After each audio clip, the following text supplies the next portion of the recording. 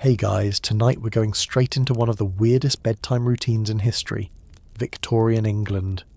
You arrive in a home that looks lovely from the outside, ivy on the brick, lace curtains in the windows, a quiet little knock before the maid lets you in.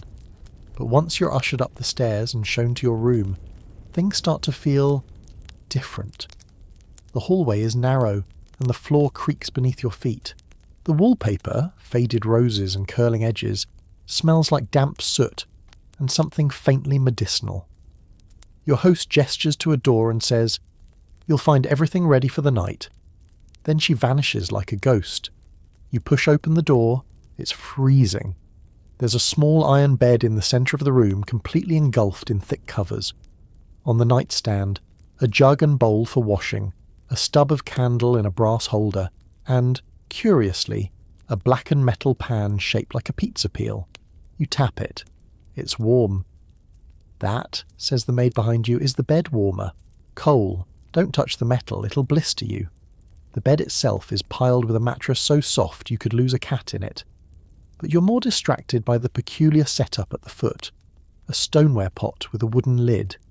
Oh no, that's not a teapot. It's a chamber pot, your nighttime bathroom solution. There's no plumbing upstairs, and stepping outside isn't an option in the cold, especially for ladies. Before you even get into bed, you're already sweating from hauling in the layers. A wool nightshirt, knitted socks, a thick robe. The fireplace in the corner has burned down to embers, leaving behind a sweet, acrid smell. Coal and smoke mixed with something faintly metallic. And you haven't even attempted to lie down yet. The mattress groans as you sit. It's stuffed with feathers, maybe straw underneath, and dips dramatically in the centre. A little like being swallowed by a warm, itchy donut. Suddenly you hear a rustling in the walls. Mice, probably. The maid left out a saucer of lard under the bed. "To keep them from chewing the quilt," she said casually. Comforting. You lie back and stare up. The ceiling's low, the candle flickers oddly. The chill creeps under the covers despite all the effort. You wiggle your toes against the warmth left by the coal pan, now cooling fast. Your breath fogs the air in tiny puffs. If this was supposed to be cosy, you're not quite there yet. Alright, before you get too cosy, go ahead and smash that like button and subscribe, but only if your heart says yes. And hey, drop a comment with your location and what time it is where you are. We've got listeners from Michigan to Malaysia. Dim the lights, get that fan going for some background vibes, and let's chill into tonight's little adventure. You pull the bedclothes tight around you and wonder what people back then actually thought made a perfect night's sleep. Because so far it feels like a cross between camping and minor survival training. Then comes the knocking. Not on your door, but on the window. A loose shutter, maybe. Or is it something else? You sit up, pulse skipping slightly.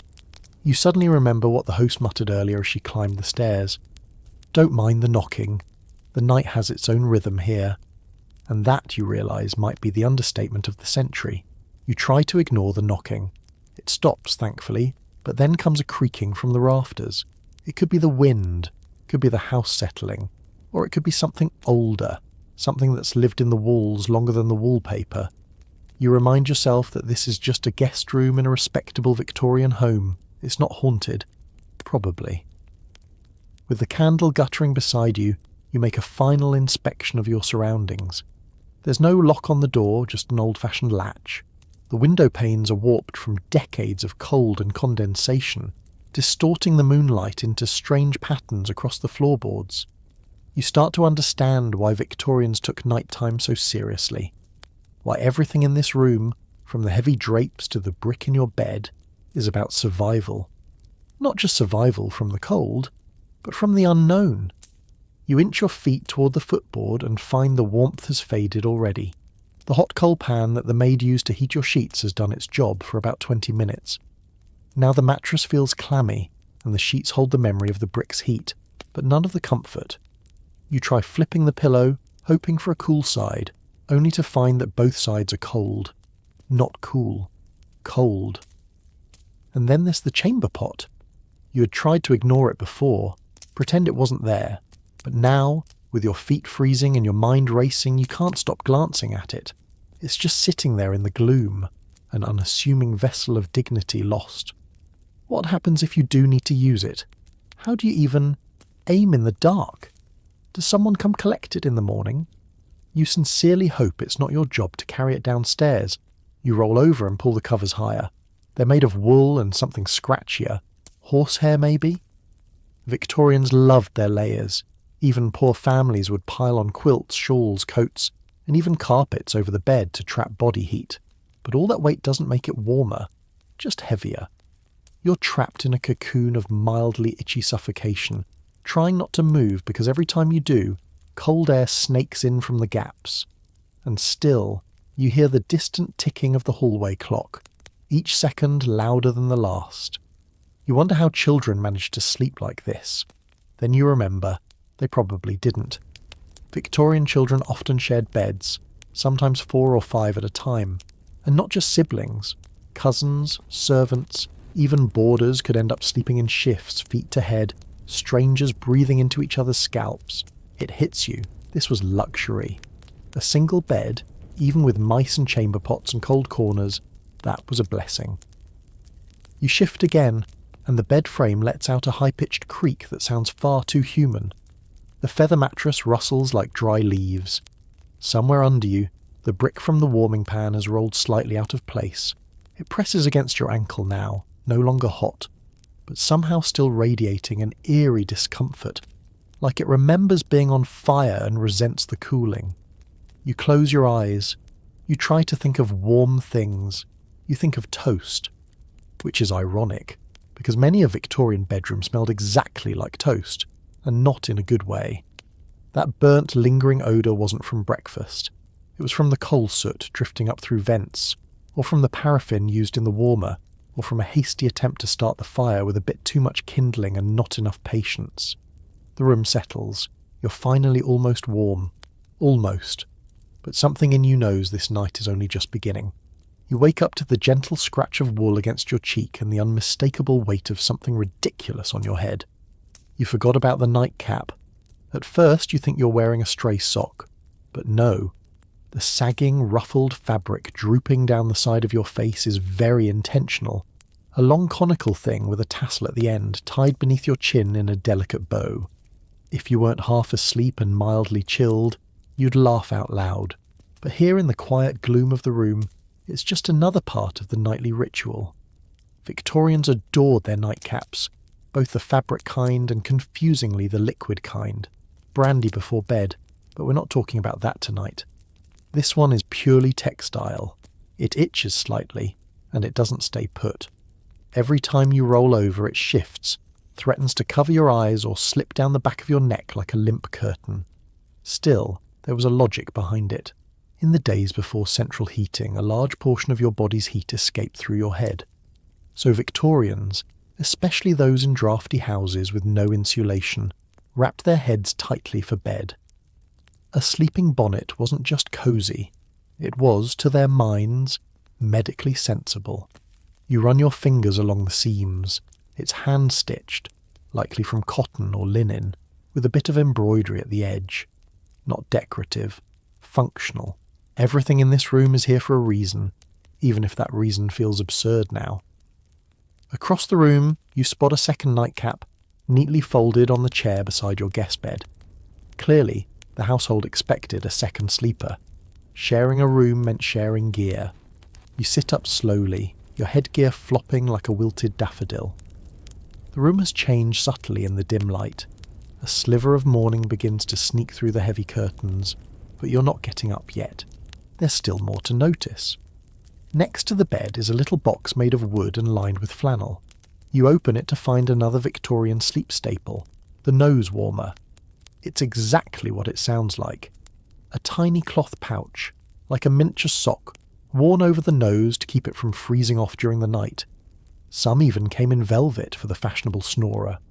You lie back, trying to imagine the layering process. Stockings, flannel trousers, long nightshirt, shawl, nightcap, nose sock. Sleepwear in the Victorian era wasn't designed for ease or elegance. It was armour against the elements. And especially for women, it carried heavy expectations. A lady's nightdress had to be long, modest, and often high-necked with full sleeves. Even in bed, your virtue was meant to be visibly intact. You remember reading somewhere that early pajamas were controversial when they first appeared in England. Imported from India, these two-piece garments were deemed far too exotic and masculine for proper women. Imagine the scandal of sleeping in trousers. As the wind sighs against the window, you feel the weight of history in every stitch of your clothing. You're wrapped in layers not just of wool, but of expectation. And still, none of it stops your toes from going numb. You adjust the nightcap one more time. The tassel swings and thwacks you gently on the nose. You sigh. This was going to be a long night. You try to find the warmest position possible, but the nightcap has ideas of its own. It slips sideways again, folding over your ear like a defeated flag. No matter how you turn, it's either dangling in your face or tickling your collarbone. You finally shove it back and lie flat, eyes open, adjusting to the peculiar weight of both the cap and the sentry. It's hard to overstate how serious Victorians were about headwear in bed. For children, it was often a knitted bonnet. For women, a lace-trimmed ruffle cap. For men, the classic pointed version you're now regretting choosing. And don't think they were optional. Even in the workhouses, even in the poorest homes, people tried to find scraps of cloth to fashion some kind of head covering. There was a belief, not entirely unfounded in those uninsulated homes, that letting your head go bare could lead to colds, nosebleeds, or even madness. There's a pamphlet you once skimmed, A Guide to Winter Health, 1851, which claims, quite dramatically, that the warmth of the head must be preserved, lest the brain itself become chilled and melancholy take root. You smile at the memory, but the idea stays with you. The head as an emotional furnace. Chill it, and your very thoughts could sour. Maybe that's why they tied these caps so snugly. It wasn't just for heat. It was protection. Against the air, against dreams, against a cold world seeping in. Still, the garment doesn't exactly inspire confidence. You catch a glimpse of yourself in the mirror across the room and barely recognise the figure. Draped in flannel, swaddled in folds, capped like a pastry. You look less like a person than a bundled-up bundle. Your attention drifts to the fire grate. There's nothing but ashes there now, a faint warmth still curling off the ironwork. Earlier the maid lit it with great ceremony. Not for ambience, but because, in Victorian England, people genuinely feared what would happen if you went to sleep in a cold room. Cold air was blamed for all manner of afflictions, rheumatism, lung fever, and even broken sleep that could weaken the spirit. A chilly night wasn't just unpleasant, it was considered dangerous. Hence, the ritual. Warming pans, hot bricks, fires, tea, and yes, nightcaps. Still lying on your side, you remember hearing that the wealthiest Victorians took things even further. Some had custom bed stoves, little ceramic boxes slipped under the sheets, heated by coals and removed before sleeping. Others paid for hot water foot baths before bed.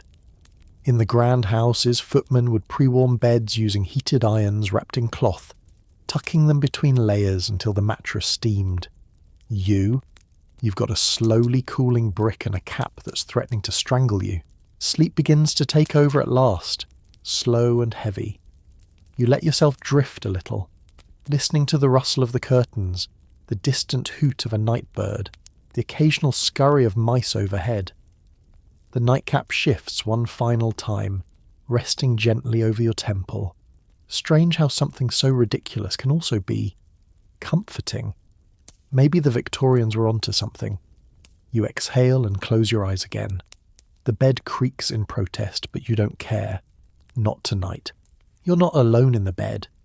You realise this gradually, in that bleary, half-asleep way where things feel like dreams until they don't. A gentle shifting beside you, a faint exhale that isn't yours, then the unmistakable sensation of a second body, too close, too warm, and very real. You freeze. For a full moment you wonder if this is part of the whole authentic experience. Maybe the hostess arranged for a local historian to sleep beside you for realism. Maybe someone got the room assignments mixed up.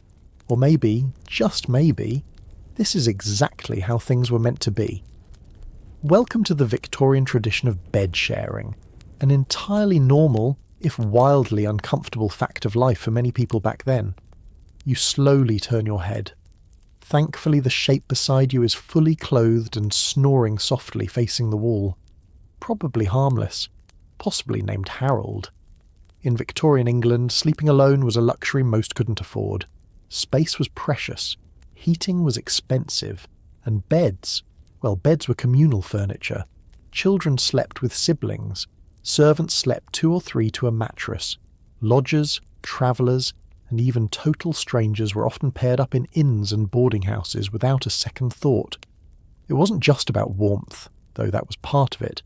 It was about efficiency. One bed, multiple bodies, less firewood burned, less floor space taken up. And in certain households, even married couples weren't guaranteed privacy. It wasn't unusual for adult sons to bunk in with uncles, or for servants to share with other staff, or even the children they cared for. You shift slightly, trying not to disturb your unexpected bedmate. The mattress dips in response. These feather beds, soft as they seem, aren't built for subtlety. Every motion is magnified. You move your leg and the other side of the bed responds like a wave in slow motion. And then there's the smell. Nothing offensive, just the unmistakable combination of humanity after a long day. Wool, dust, a hint of soap that's done its best. You imagine what it must have been like in a London boarding house, with 5 strangers crammed into a rented room above a butcher's shop. No privacy, no silence, just snores and shifting limbs and an unspoken agreement not to ask too many questions. You stare at the ceiling and recall a story you once read, about an 1860s rail worker who rented a bed by the hour. Not a room. A bed. He worked nights, someone else worked days. They never met, just swapped sheets sometimes, and left notes under the pillow if something urgent came up. It was called hot bedding, and yes, the mattress was still warm from the previous sleeper. You glance at your current roommate. At least they're quiet. You've heard worse stories. Lodgers with night terrors, bedmates who talked in their sleep, or worse, sleepwalked their way right out the window. Even children weren't exempt. Victorian parenting guides sometimes recommended siblings share beds to foster moral discipline, as if having someone there would stop bad dreams or bad behaviour. You stifle a laugh, which shakes the mattress and earns you a half snore from the other side.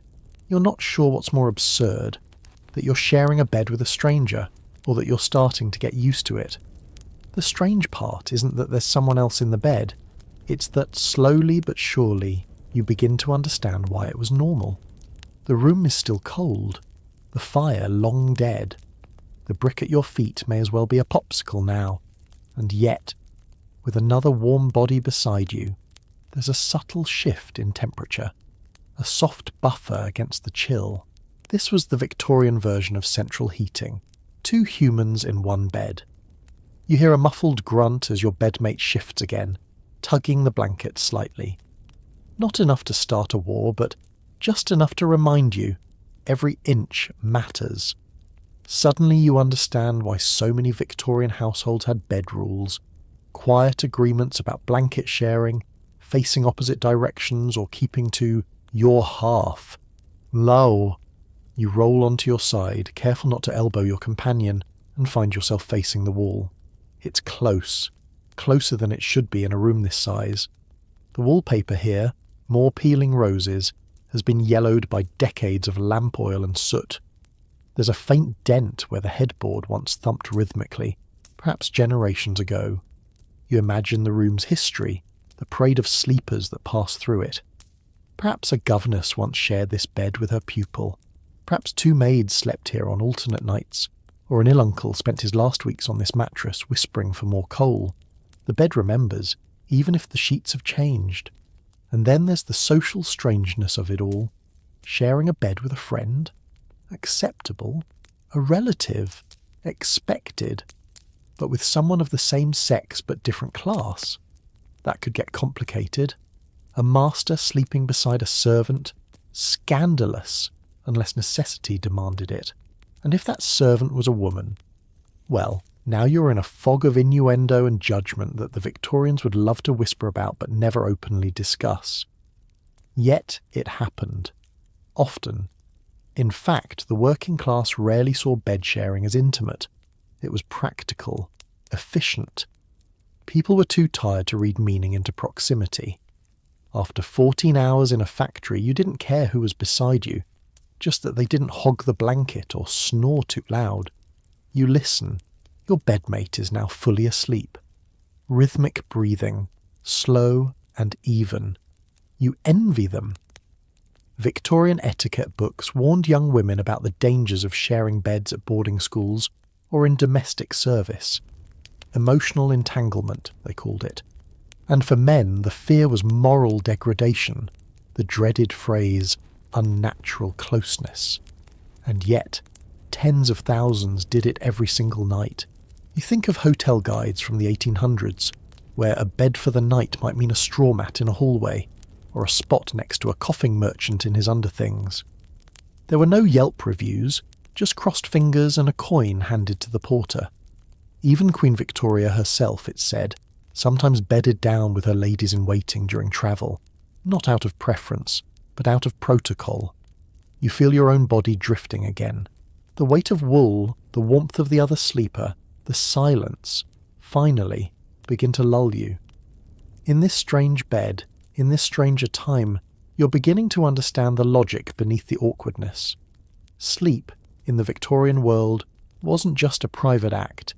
It was shared survival. You close your eyes. Tomorrow will be strange too.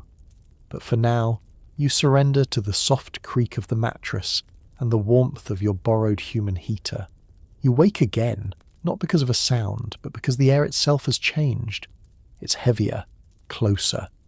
You blink into the dark and realize something's pressing down on you.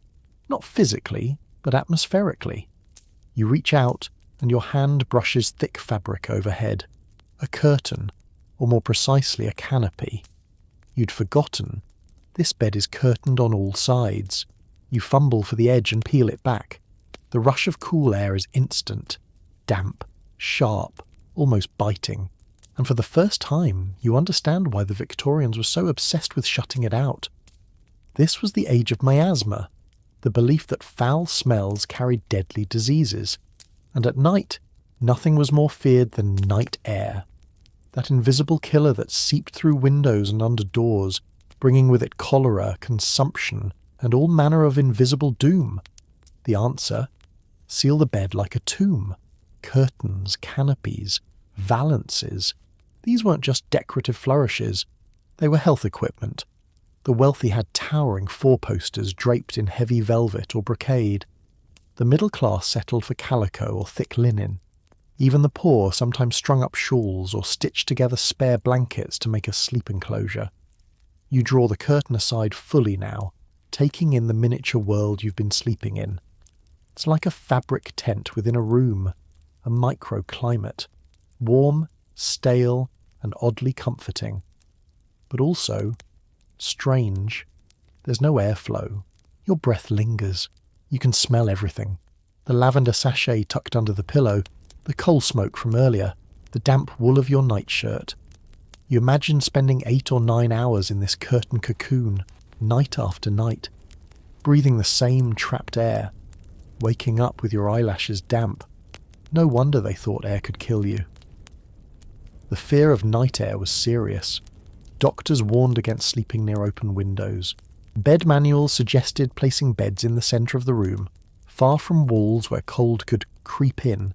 Some even believed you could catch pneumonia just by leaving a curtain open a crack. You look over at the window. It's latched tight, of course. But beyond it, you notice something curious. Little fabric snakes on the sill.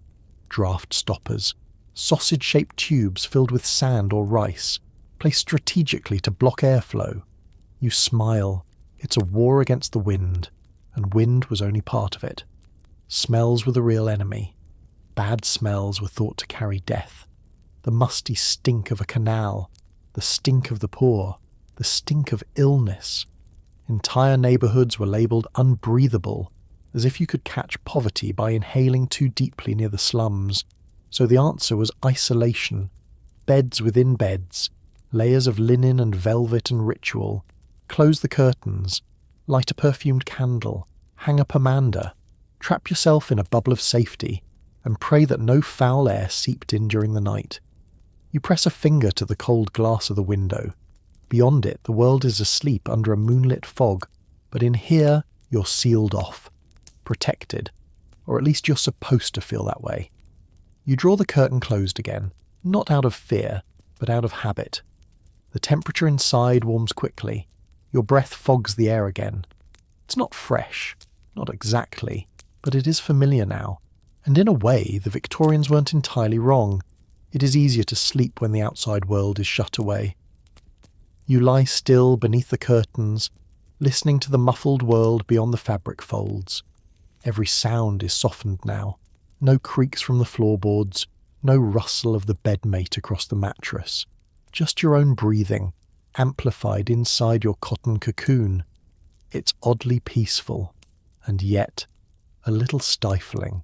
You lift the edge of the curtain slightly and peek out, just enough to feel the difference. Cool, sharp air kisses your cheek.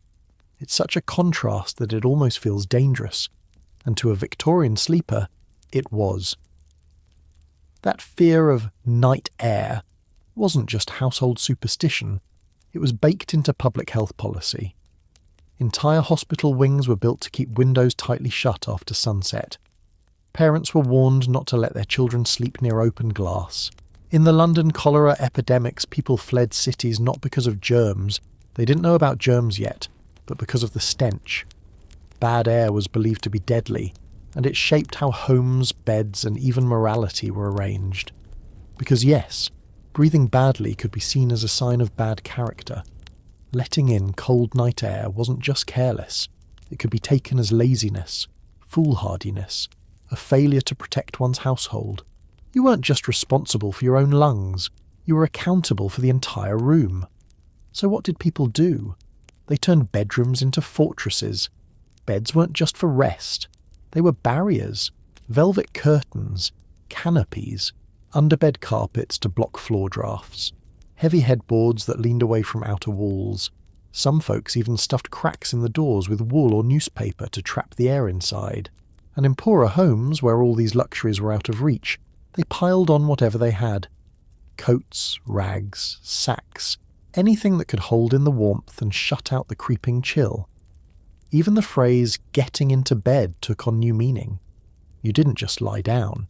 You entered it, climbed into a sealed space, folded yourself beneath layers, and let the curtains fall around you like theatre drapes. All of this for a bit of warmth and the hope that no ill humours would settle in your lungs while you slept. You reach out now and finger the curtain's edge again. It's thick, thicker than any bedroom fabric you've ever handled. Not silky or soft, but dense, like it's meant to guard something. Maybe it is. Maybe, in its own way, it's trying to protect you from the ghosts of medicine past.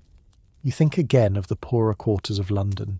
There, beds were often hung with makeshift curtains, old coats stitched together, bits of sailcloth salvaged from the docks. Entire families might sleep in one bed, strung about with whatever they could find to fight the draft.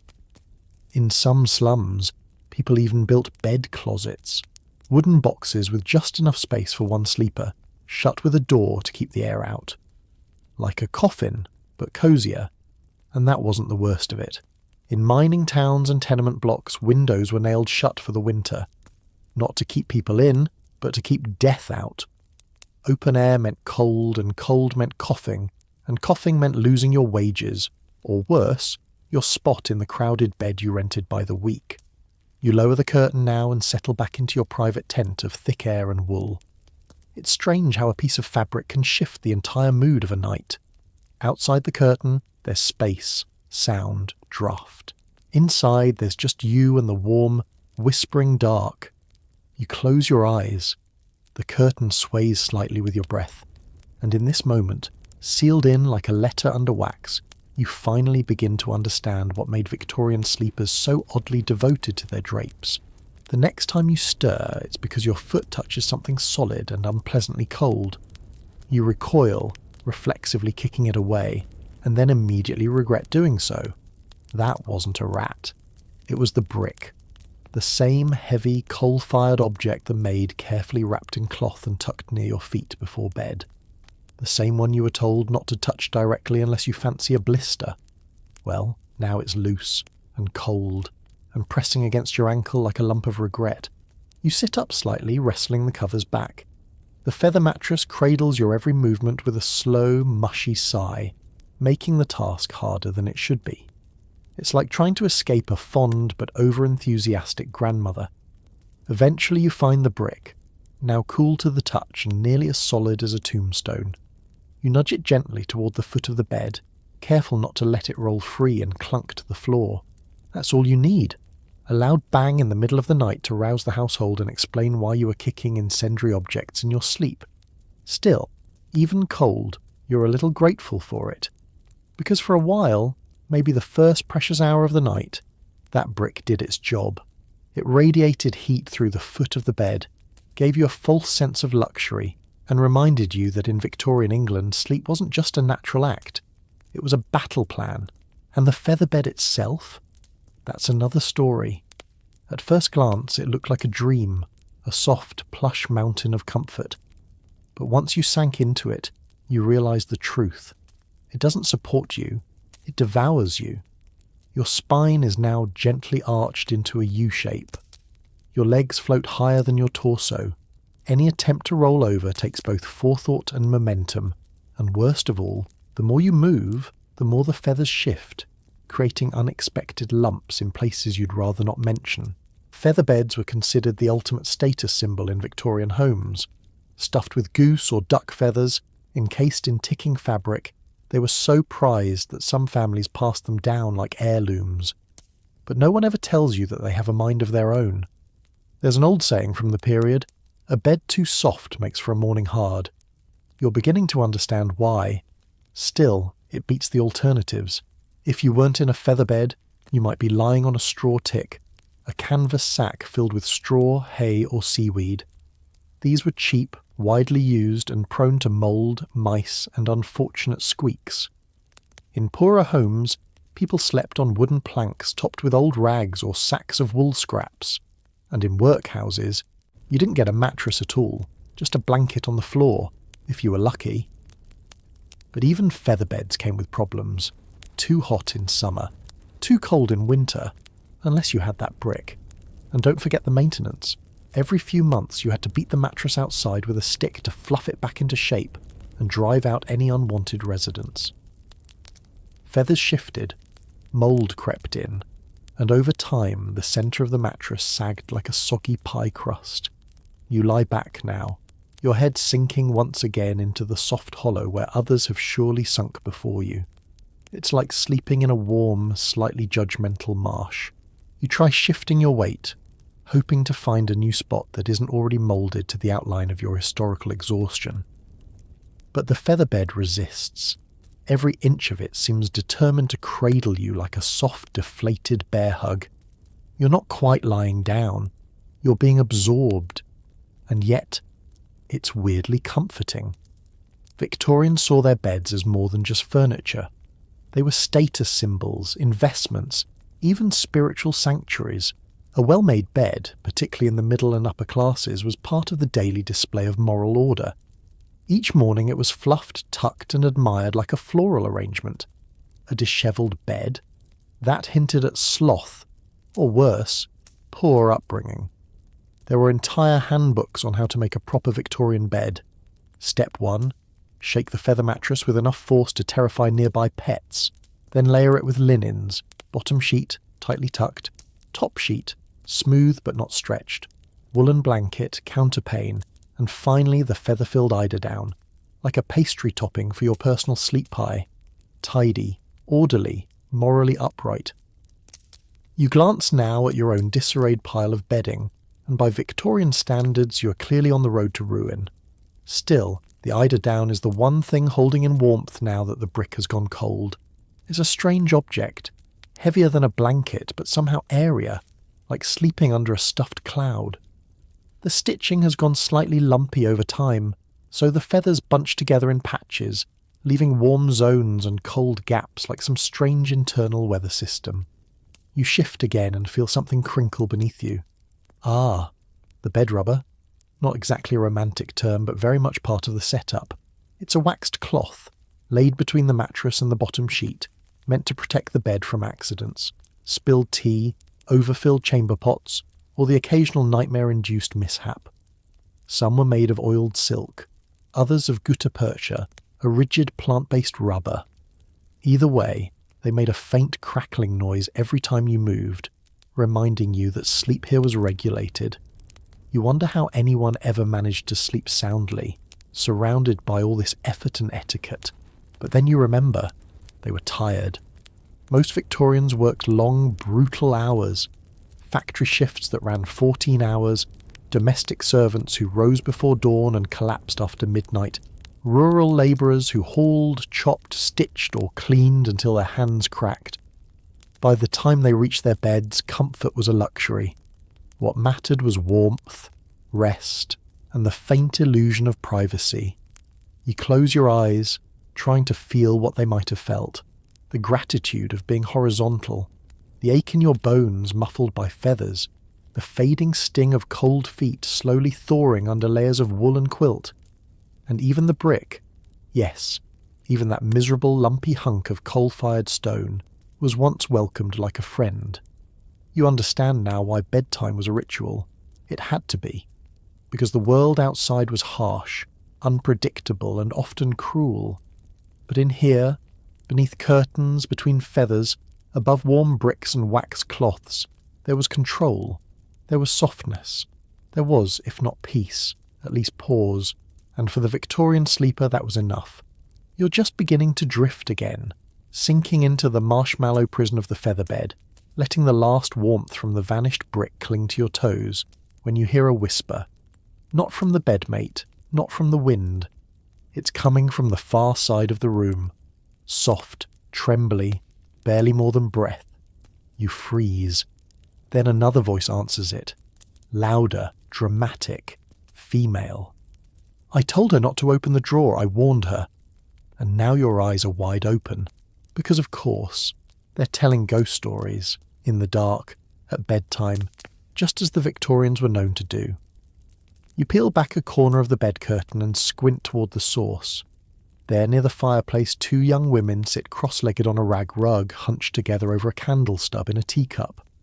You recognise them now, maids in the house. They must have crept in after lights out, stealing a few minutes before the workday starts again at dawn. You're not supposed to be here for this. But you are, and you listen. The story involves a haunted drawer, a stolen brooch, and a disembodied hand that emerges at night to retrieve what was taken. One of the maids grips the other's sleeve as she speaks, her voice rising and falling like a stage actress in a damp attic theatre. You can't look away.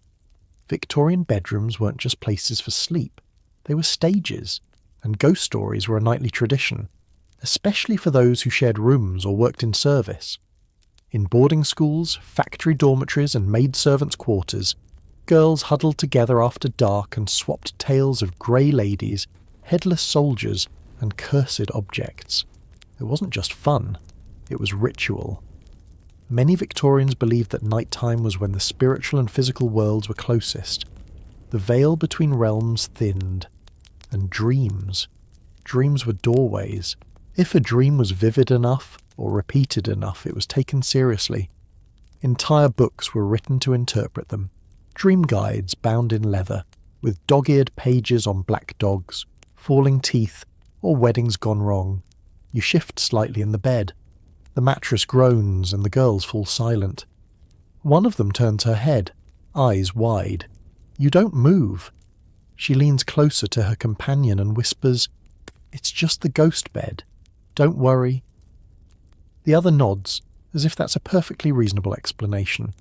You sink slowly back under the covers, letting the curtain fall shut again, and now your heart is doing little cartwheels. Not from fear, but from recognition.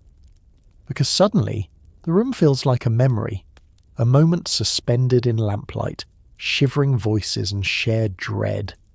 You don't know the story's ending, but somehow you don't need to. Victorians lived with death in a way we don't anymore.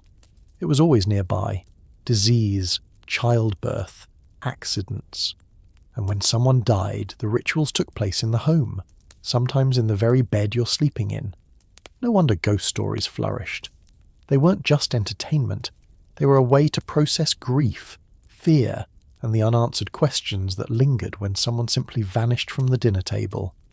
And they made bedtime, already strange, sacred, and a little lonely, feel like something shared. You listen again. The girls have moved on to another tale now. This one involves a mirror that never shows your own reflection after midnight.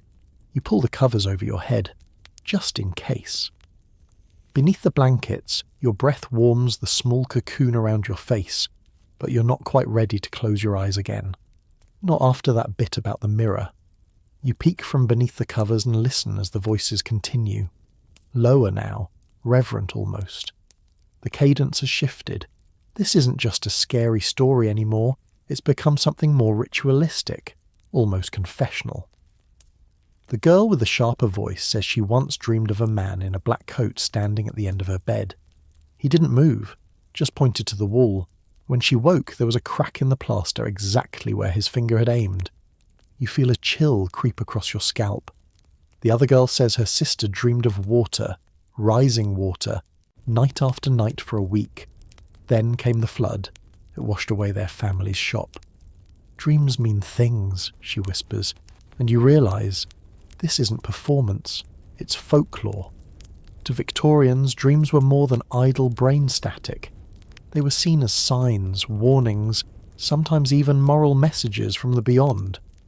There were newspapers that printed weekly dream guides, almanacs with full dream interpretation charts, and well-worn books on many a nightstand listing meanings for symbols from serpents to spilled ink. You reach for your own pillow, wondering what meaning would be assigned to a feather bed slowly consuming its occupant. Probably something about indulgence or pride. It wasn't just the content of dreams that fascinated Victorians, it was how and when you dreamed. There was a strong belief that dreams were clearest when the body was in a particular position. Lying on your right side was best.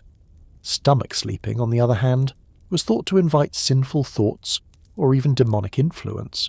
Some books even warned young ladies to avoid heavy foods or romantic novels before bed, lest their imaginations be disordered. And if you had a nightmare, that wasn't random either. It might mean your conscience was guilty, or you'd been exposed to foul air, or you'd forgotten to say your prayers. You shift slightly on the mattress, suddenly very aware of how you're lying, and what you might be inviting with the wrong tilt of your spine. The whispering fades. You sense the maids have gone now, or maybe they're just tucked into their own bedding somewhere nearby. Stories finished, candle extinguished. The room is utterly still again, as if holding its breath. You close your eyes, and the moment you do, your mind starts to play tricks. You picture the man in the black coat, not standing at the foot of your bed, but in the corner, between the fireplace and the wardrobe, just outside the curtain's edge. You tell yourself it's just a trick of the dark, but then you think of that mirror the girl mentioned, the one that refuses to show your reflection past midnight. You want to laugh, but your throat is tight. It's only a story, you think, but stories are sticky things, especially when told in whispers, by candlelight, in old rooms with creaky floors and bad insulation. Especially when you've barely slept and the bed feels more like a trap than a haven. You roll over and squeeze your eyes shut. Tomorrow you'll forget all this, or pretend to, but tonight you sleep under the blanket of 100 Victorian fears, stitched together with superstition, starch, and the stories we tell to keep the dark from getting too quiet. Your stomach growls. Of course it does. You've been tossed around by a feather-stuffed monster haunted by stories of mirror demons, and now your body decides it's time for a snack. You lie perfectly still, hoping it passes. It doesn't. Eventually, hunger wins. You pull back the bed curtain and sit up slowly, careful not to disturb your bedmate, or whatever presence might be lingering near the wardrobe. The floor is cold under your socks. The air has that unmistakable nighttime texture. Quiet, damp, and thick with the scent of coal ash and old linens. Downstairs you suspect the kitchen is empty, but not entirely closed. Victorian kitchens, especially in larger homes, often had a pot of something simmering all night on the range. Soup, broth, or that strange jelly-like concoction you once read about, calf's foot jelly. You creep through the hallway, candle in hand, casting flickering shadows on the floral wallpaper. Every creak sounds like a gunshot. When you reach the kitchen, it's colder than you expected. Stone floors, brick walls, a few smouldering embers in the hearth. But sure enough, sitting on the table is a bowl of thick, amber-coloured jelly. You poke it. It wobbles. This is your midnight snack. Calf's foot jelly was an oddly beloved dish in Victorian England, made by boiling the hooves of young calves until the gelatin released, then straining, sweetening and chilling the mixture until it resembled a medical-grade dessert.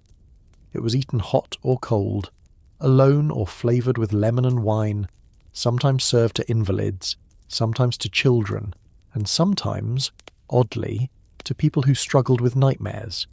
You lift a spoonful to your mouth. It's warm, slimy, surprisingly rich. Somewhere between chicken soup and glue. It clings to your teeth slightly like it doesn't want to leave, but it fills the stomach. And you have to admit, you feel better. Victorians believed certain foods had emotional or spiritual effects. Calf's foot jelly was one of the nervine foods, meant to calm the system, strengthen the constitution, and ease troubled sleep. It was even prescribed for overactive imagination or nervous female complaints, whatever that politely veiled phrase meant. On the shelf beside the hearth, you spot other odd nighttime remedies: a tin of malt syrup, a jar of stewed prunes, something labelled beef tea, all designed to nourish the tired, the restless, and the occasionally hysterical. You remember a passage in a lady's domestic guidebook from the 1870s that advised women to keep a bit of jelly or soup beside the bed, in case they woke with a heaviness of soul. Imagine that. A midnight jelly for melancholy. You finish your bowl in silence. Somewhere above, a floorboard creaks. You pause, spoon in hand, but the sound fades. The fire embers crackle quietly as you place the spoon in the wash basin and tiptoe back toward the stairs. Your belly is warm now, satisfied in a way that only weird Victorian midnight snacks can accomplish. And as you climb the staircase, you realise something else. Food wasn't just fuel back then. It was medicine. It was comfort. It was superstition, love, fear, and control all stirred into one pot. Back in your room, you slide under the covers once more. The feather mattress sighs, the curtain breathes, and your body, softened by jelly and soot and sleep, begins to drift. You lie there, full of warm gelatin and questionable decisions, your eyelids heavy now. The strange comfort of that midnight snack hums softly in your limbs. It wasn't exactly delicious, but it did something. Settled you. Anchored you. Maybe the Victorians were onto something after all. Still, you can't help but wonder, who first thought to boil a calf's foot until it melted into wobbly goo and said, "Yes, this will help with insomnia." But then again, in a world where medicine included leeches and mustard plasters, maybe jelly wasn't such a leap. Victorians didn't just eat for nourishment. They curated their food for emotional balance, spiritual alignment, and of course, moral fortitude. What you ate, and when, spoke volumes about your character. Nighttime food especially was loaded with meaning. The wealthy might indulge in warm possets, milky drinks spiked with brandy or ale, sipped from silver mugs in four-poster beds. The sick and elderly were given barley water or arrowroot pudding, and servants. Whatever was left over from the master's supper, often cold, congealed, and silently stolen in the dark. But all of it was done quietly, eaten slowly, lit by candle or by coals. The act of midnight eating was almost taboo, especially for women. Victorian etiquette books warned that late-night cravings were a sign of emotional weakness.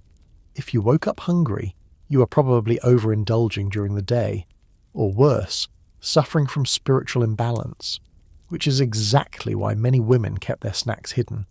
You can picture it now, a tiny tin of jelly tucked beneath a pillow, a spoon secreted in a sewing basket, A whole underground world of stealthy, jelly-fueled survival. It wasn't just women either. Men who worked the night shift, watchmen, railway porters, lamplighters, often carried slices of cold pudding in their coat pockets. One man reportedly swore by a biscuit dipped in warm ale to keep his joints from locking up before dawn. Others swore by raw onions. You can only imagine how that smelled in a shared bed. You shift again beneath the covers and notice the faintest rattle near the bedpost. You lean over and spot a glass bottle, the kind used for cordial or syrup. A few sticky drips at the rim suggest someone else had a night like yours. Maybe the last guest in this room sipped a bit of elderberry wine between ghost stories. Or maybe it was Nanny's mixture, a combination of licorice root and vinegar, once believed to calm nervous fits. You turn onto your side, exhaling deeply. What's surprising isn't how strange these rituals seem, but how tender they are. All these quiet ways people try to soften the night, to soothe themselves, to fill the silence with something warm or sweet or sticky, to hold off the dreams or the cold or the weight of a day that never quite ended. You press your hand to your belly, still warm from jelly and candlelight, and feel an unexpected flicker of gratitude. For the first time, you're not just observing Victorian life. You're living inside one of its smallest, softest corners, and in a world so strict, so rigid, so obsessed with virtue and posture and lace-covered modesty. Maybe a midnight jelly was the closest thing to rebellion some people ever tasted. You smile into the pillow, then finally you sleep. Your sleep is broken. Again. But this time, it's not a ghost story or a wayward brick that wakes you. It's silence. A deep, unnatural silence, like the world is holding its breath. Then, a moment later, you hear it. The distant click of a latch. A muffled set of footsteps, and something stranger still, someone humming, faint, tuneless, and far too cheerful for this hour. You sit up, startled, but no one is in the room. The sound comes from beyond the wall. You peer toward the window, expecting the first light of morning, but the sky is still black with only the pale glow of a dying moon. You reach for your candle, relight the wick, and sit very still, listening. The footsteps pass. You lie back again. And as your eyes drift half closed, you wonder, isn't it too early to be awake? And then you remember something you'd read. Something strange. Victorians didn't sleep all the way through the night. Instead, many of them followed what's now called segmented sleep. 2 separate periods of rest, divided by a quiet hour or two in the middle. They didn't call it insomnia. They called it the watch. During this in-between time, often from about 1 to 3 in the morning, people would wake naturally, sit up, light a candle, maybe pray or think or eat or write in a journal. It was considered normal, even healthy. Some scholars think it was a leftover from pre-industrial life, when the rhythms of firelight and natural dark guided human biology. Others think it was simply practical. In a world where nighttime wasn't silent, where babies cried, fires needed tending, and chamber pots were unavoidable, this first sleep and second sleep rhythm made sense. And here you are, right in the middle of it. You shuffle under the covers and imagine what others might have done during the watch. One might read a psalm, or stroke a rosary, or whisper a worry into the flickering dark. Some lovers reportedly used this hour for quiet rendezvous. Nothing says romance like a candle and cold floorboards. Others wrote letters, or meditated, or simply sat watching the flames in the hearth dance lower and lower, with no intention of moving.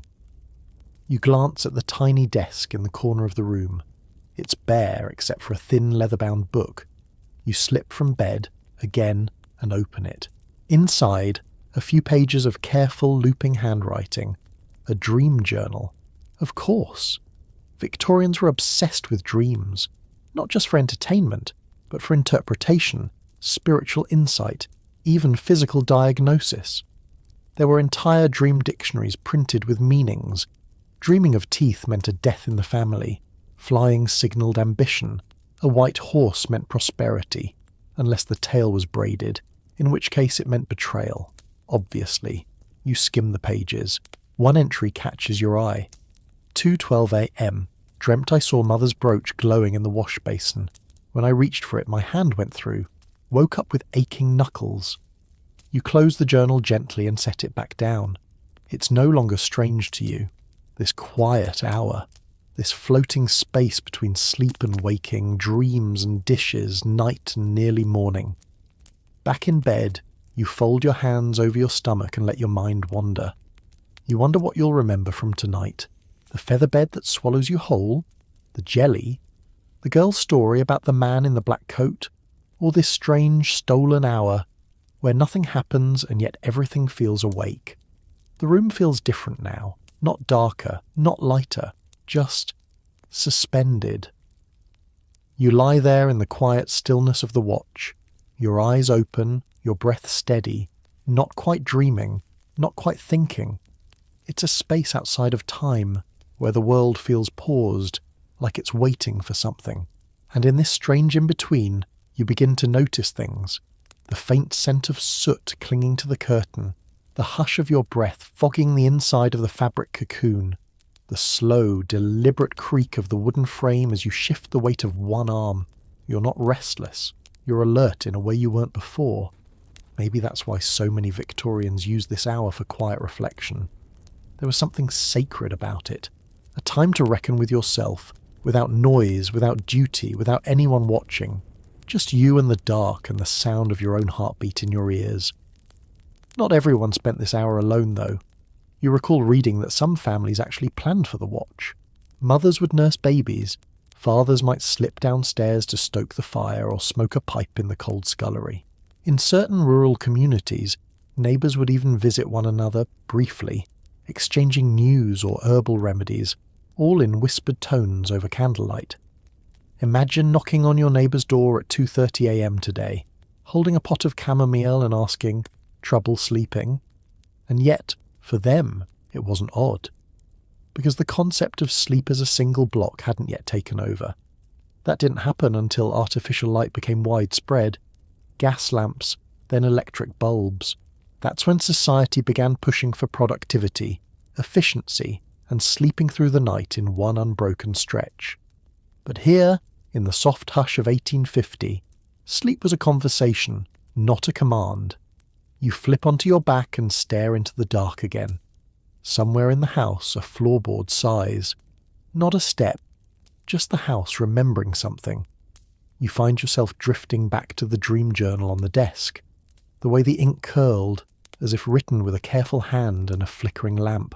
You wonder who they were, what they hoped to find in their dreams, what they hoped to forget. And now, lying here, you're tempted. You reach beneath the bed, blindly, until your fingers brush a stub of candle and a half-used graphite pencil. The house must expect guests like you. You pull a bit of paper from the journal's blank back page and start writing. 3:01 a.m. Woke to silence. Thought I heard humming. Realised I was hungry. Ate jelly. Dreamt of mirrors, bricks, and a man who might have been me. You pause, not sure whether that last line is true or imagined. Doesn't matter. You fold the paper and slip it back where it came from. You're part of the room now. One more watcher in the long parade of half-dreamers who lived between the hours. As you settle in again, tucking your arms beneath the covers and letting your eyelids lower, a small smile creeps across your lips. The watch is ending. Not with a bang, not with a ghost, not with a moral revelation, just with warmth and quiet, and the soft hum of a second sleep curling toward you like a slow tide. Knock, knock, tap, tap, tap. You jolt awake again. This time, it's not a mouse, or a dream, or a maid whispering about haunted brooches. It's your window. You squint toward it, disoriented. A pale blue glow is starting to pool along the frost-edged panes. Morning? No, not quite. You sit up and listen. The tapping comes again, distinct, deliberate, and absurdly rhythmic. It takes a moment for your sleep-addled brain to remember. The knocker-upper. Yes, that was a real thing.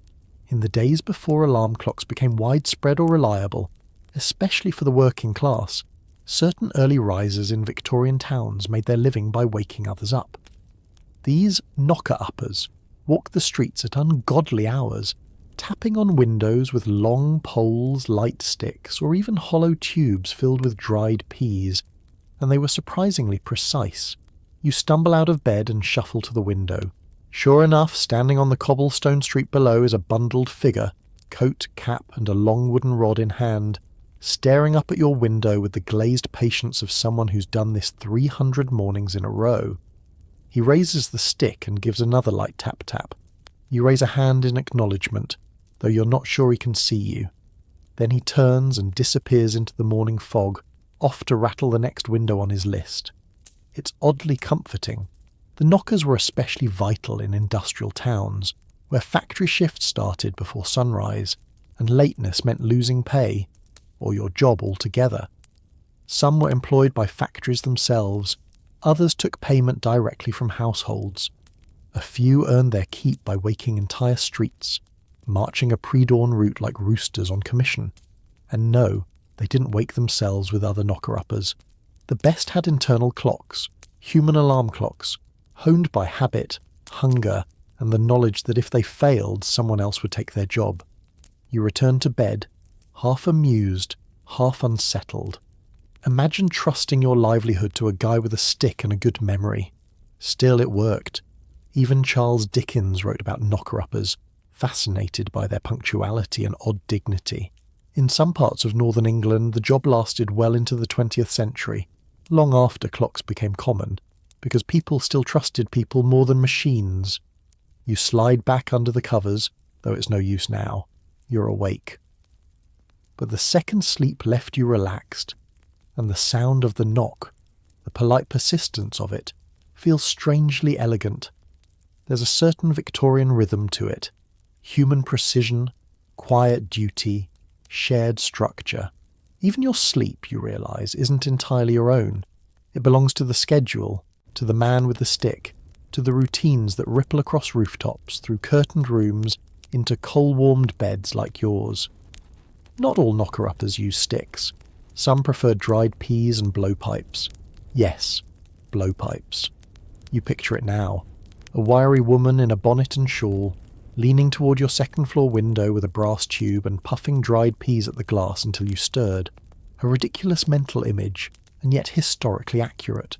Some carried lanterns, some wore bells, and in some households the knock wasn't just for one person. It was a sequence. Tap once for the mother, twice for the father, 3 short raps for the eldest son. Entire wake-up codes passed down through generations, told through glass. You lie back and close your eyes. Somewhere, someone else is waking now, because someone knocked, and someone answered. You stay under the covers, staring up at the canopy fabric above your head, replaying the sound in your mind. Tap, tap, tap. Soft but insistent, almost polite. It feels like the night itself gave you a gentle nudge and whispered, "Time to stir, friend. Don't be late." Strange, how something so small could carry so much weight.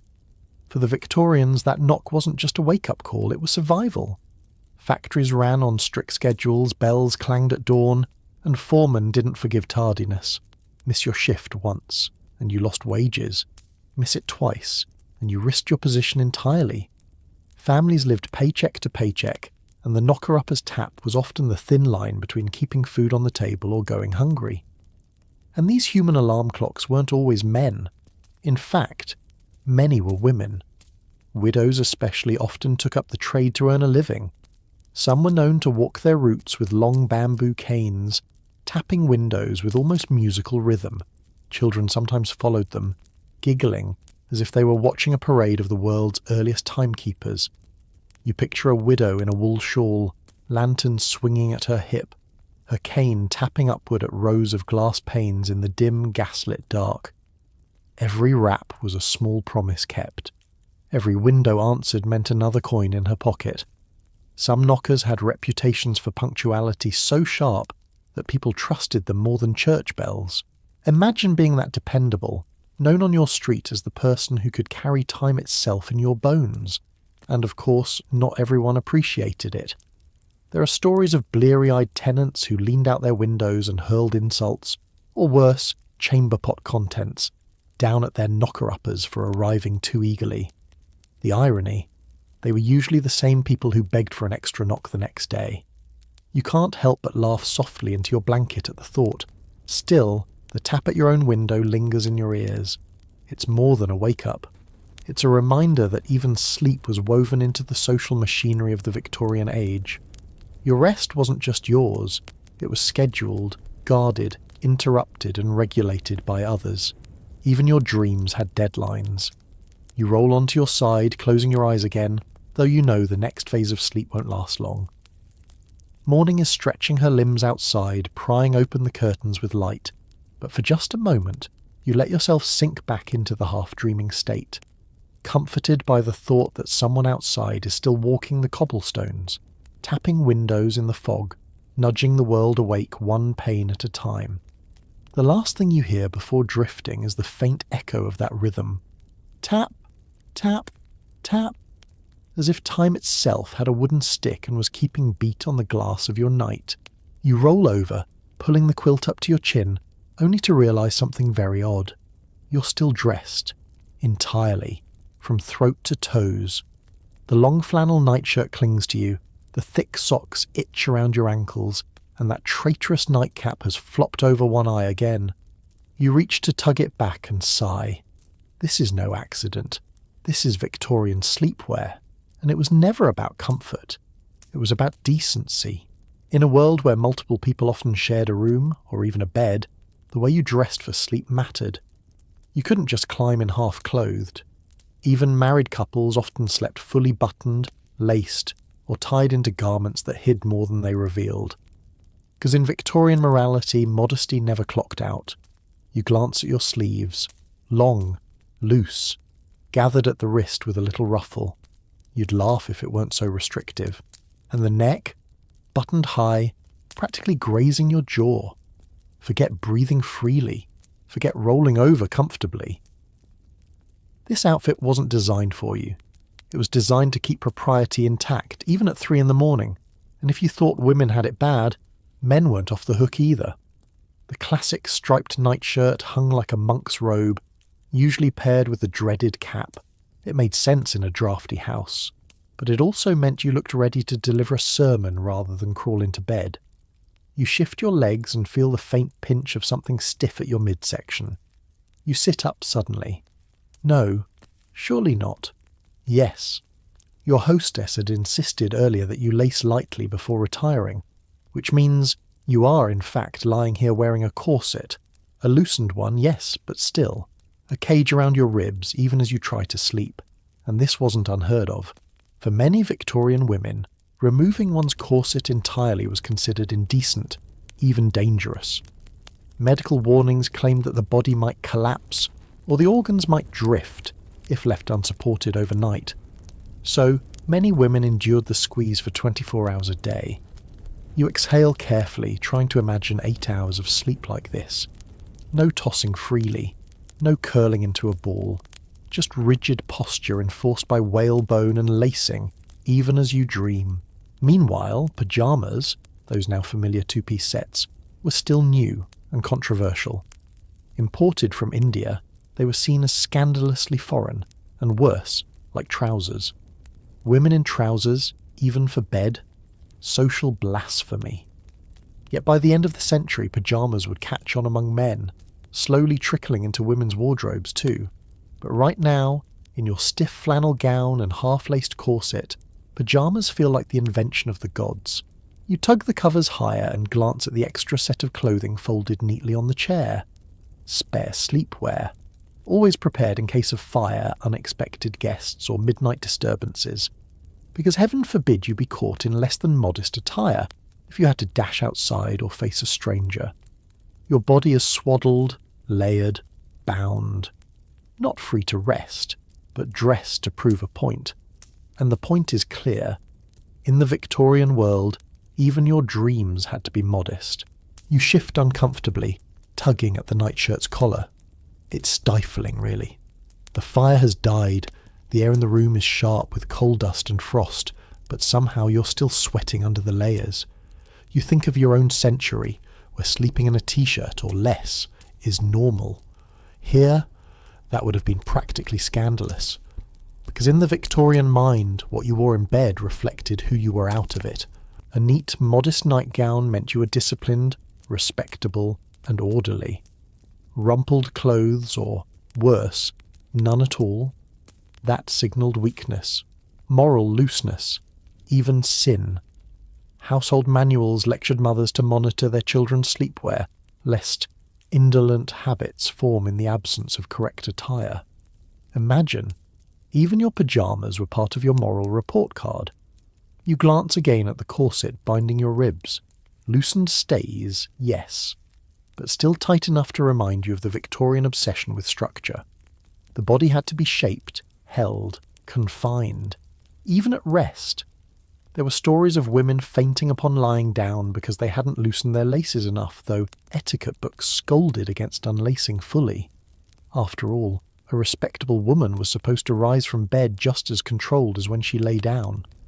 And men? They weren't immune either. A proper gentleman might wear a woolen wrapper over his nightshirt, a sort of early bathrobe, to make sure he never wandered the hall looking undignified.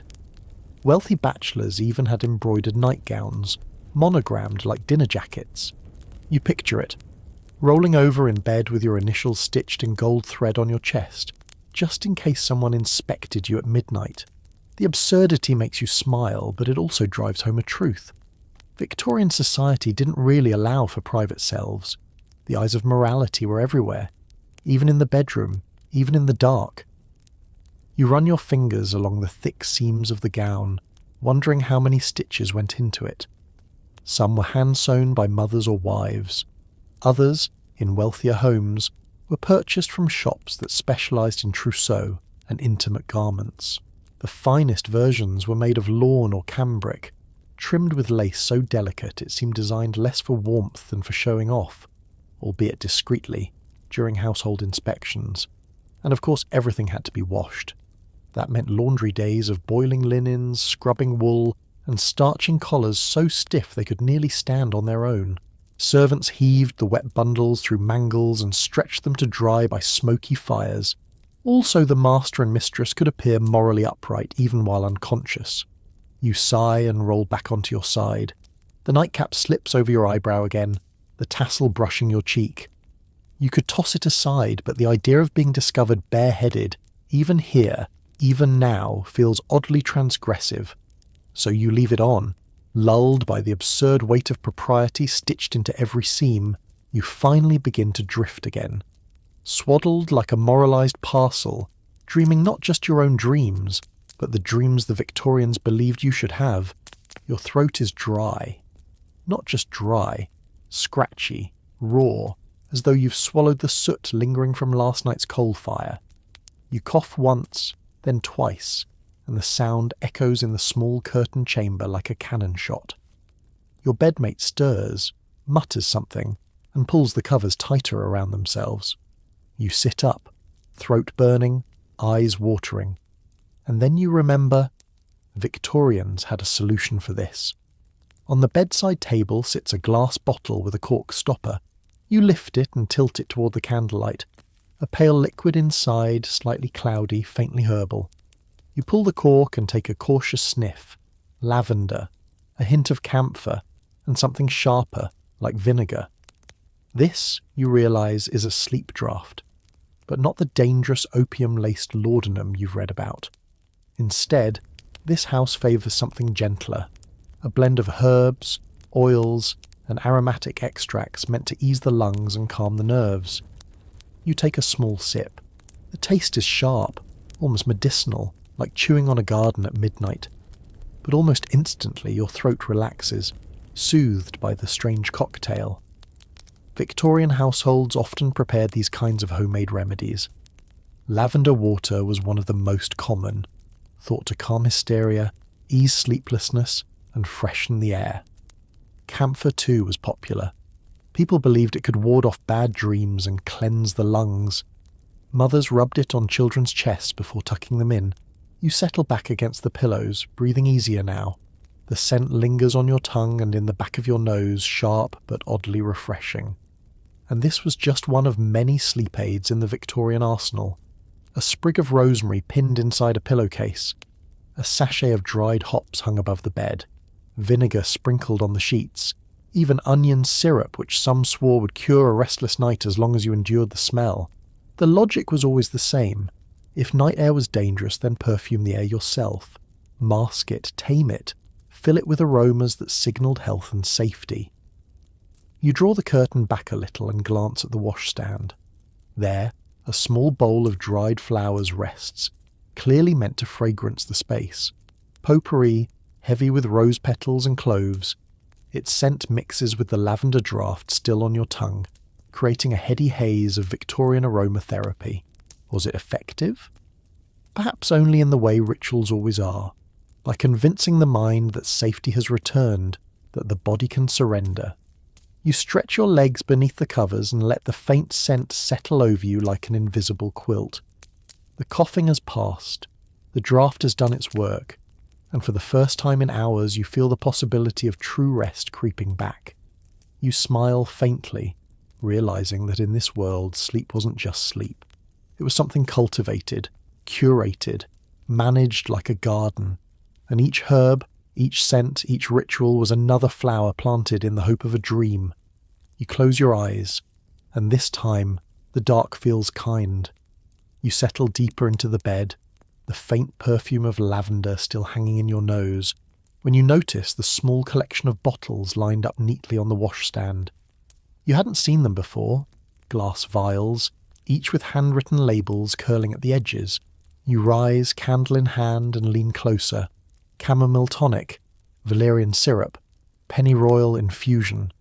Each one is a chapter in the Victorian story of sleep.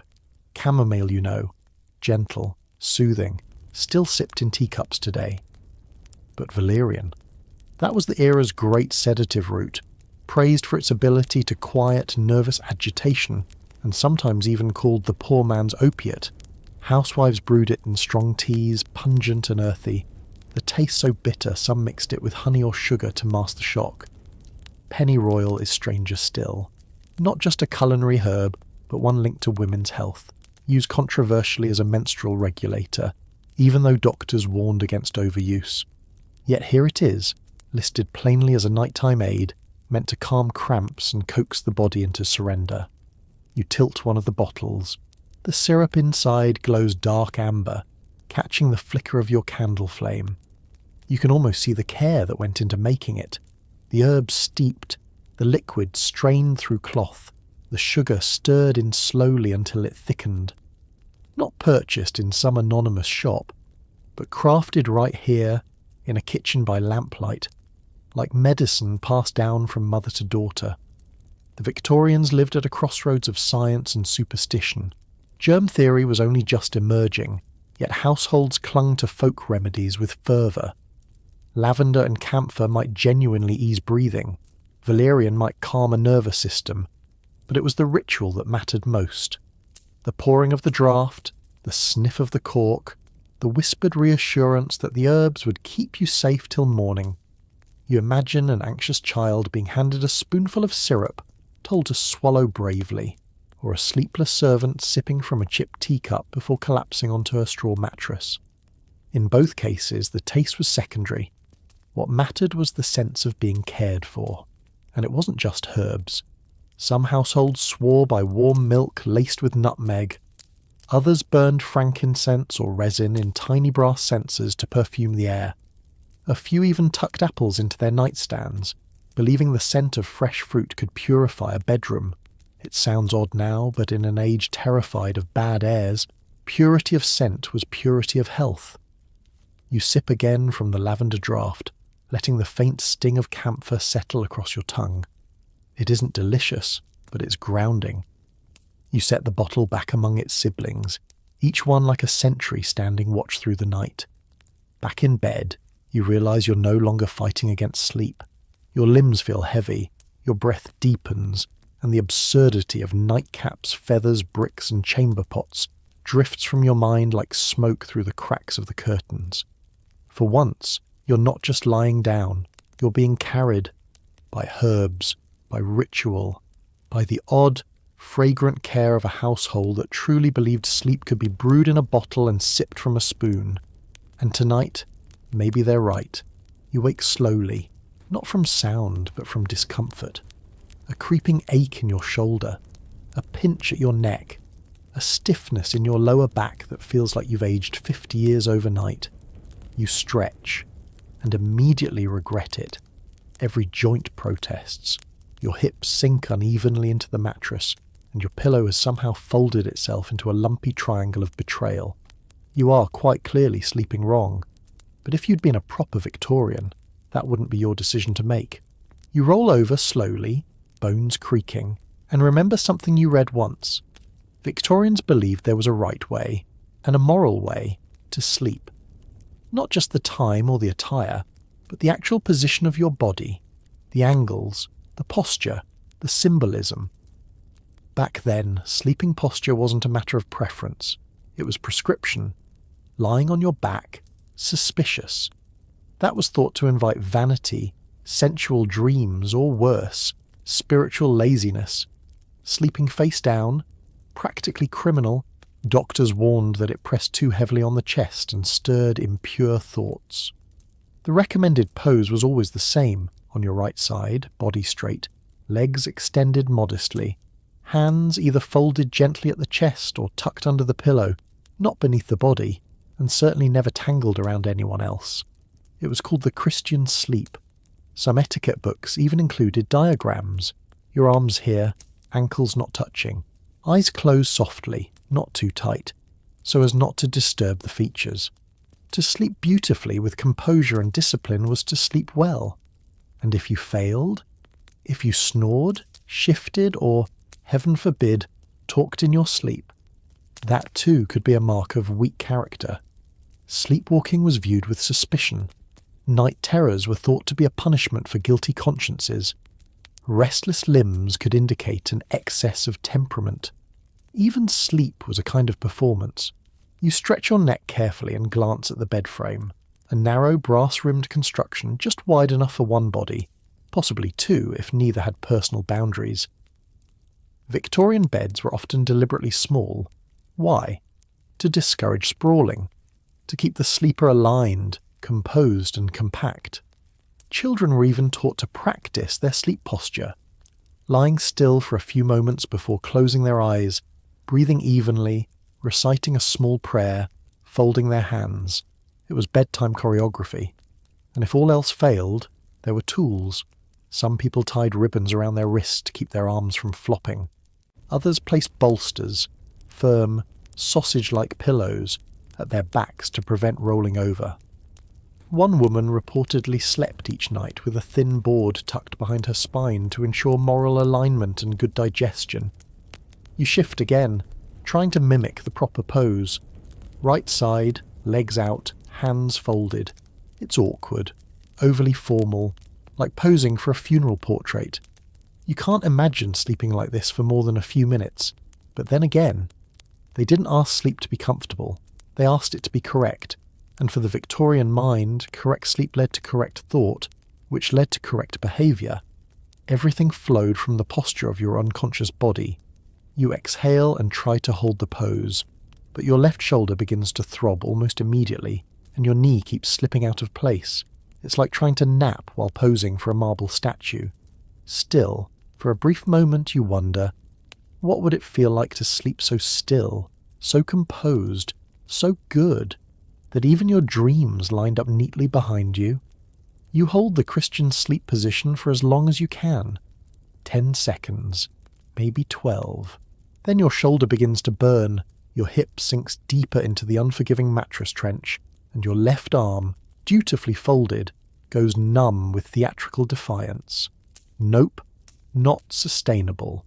You roll onto your back with a huff, the very position Victorians warned against. They believed lying supine left your soul exposed, vulnerable, open to impure thoughts, or worse, demonic visitations.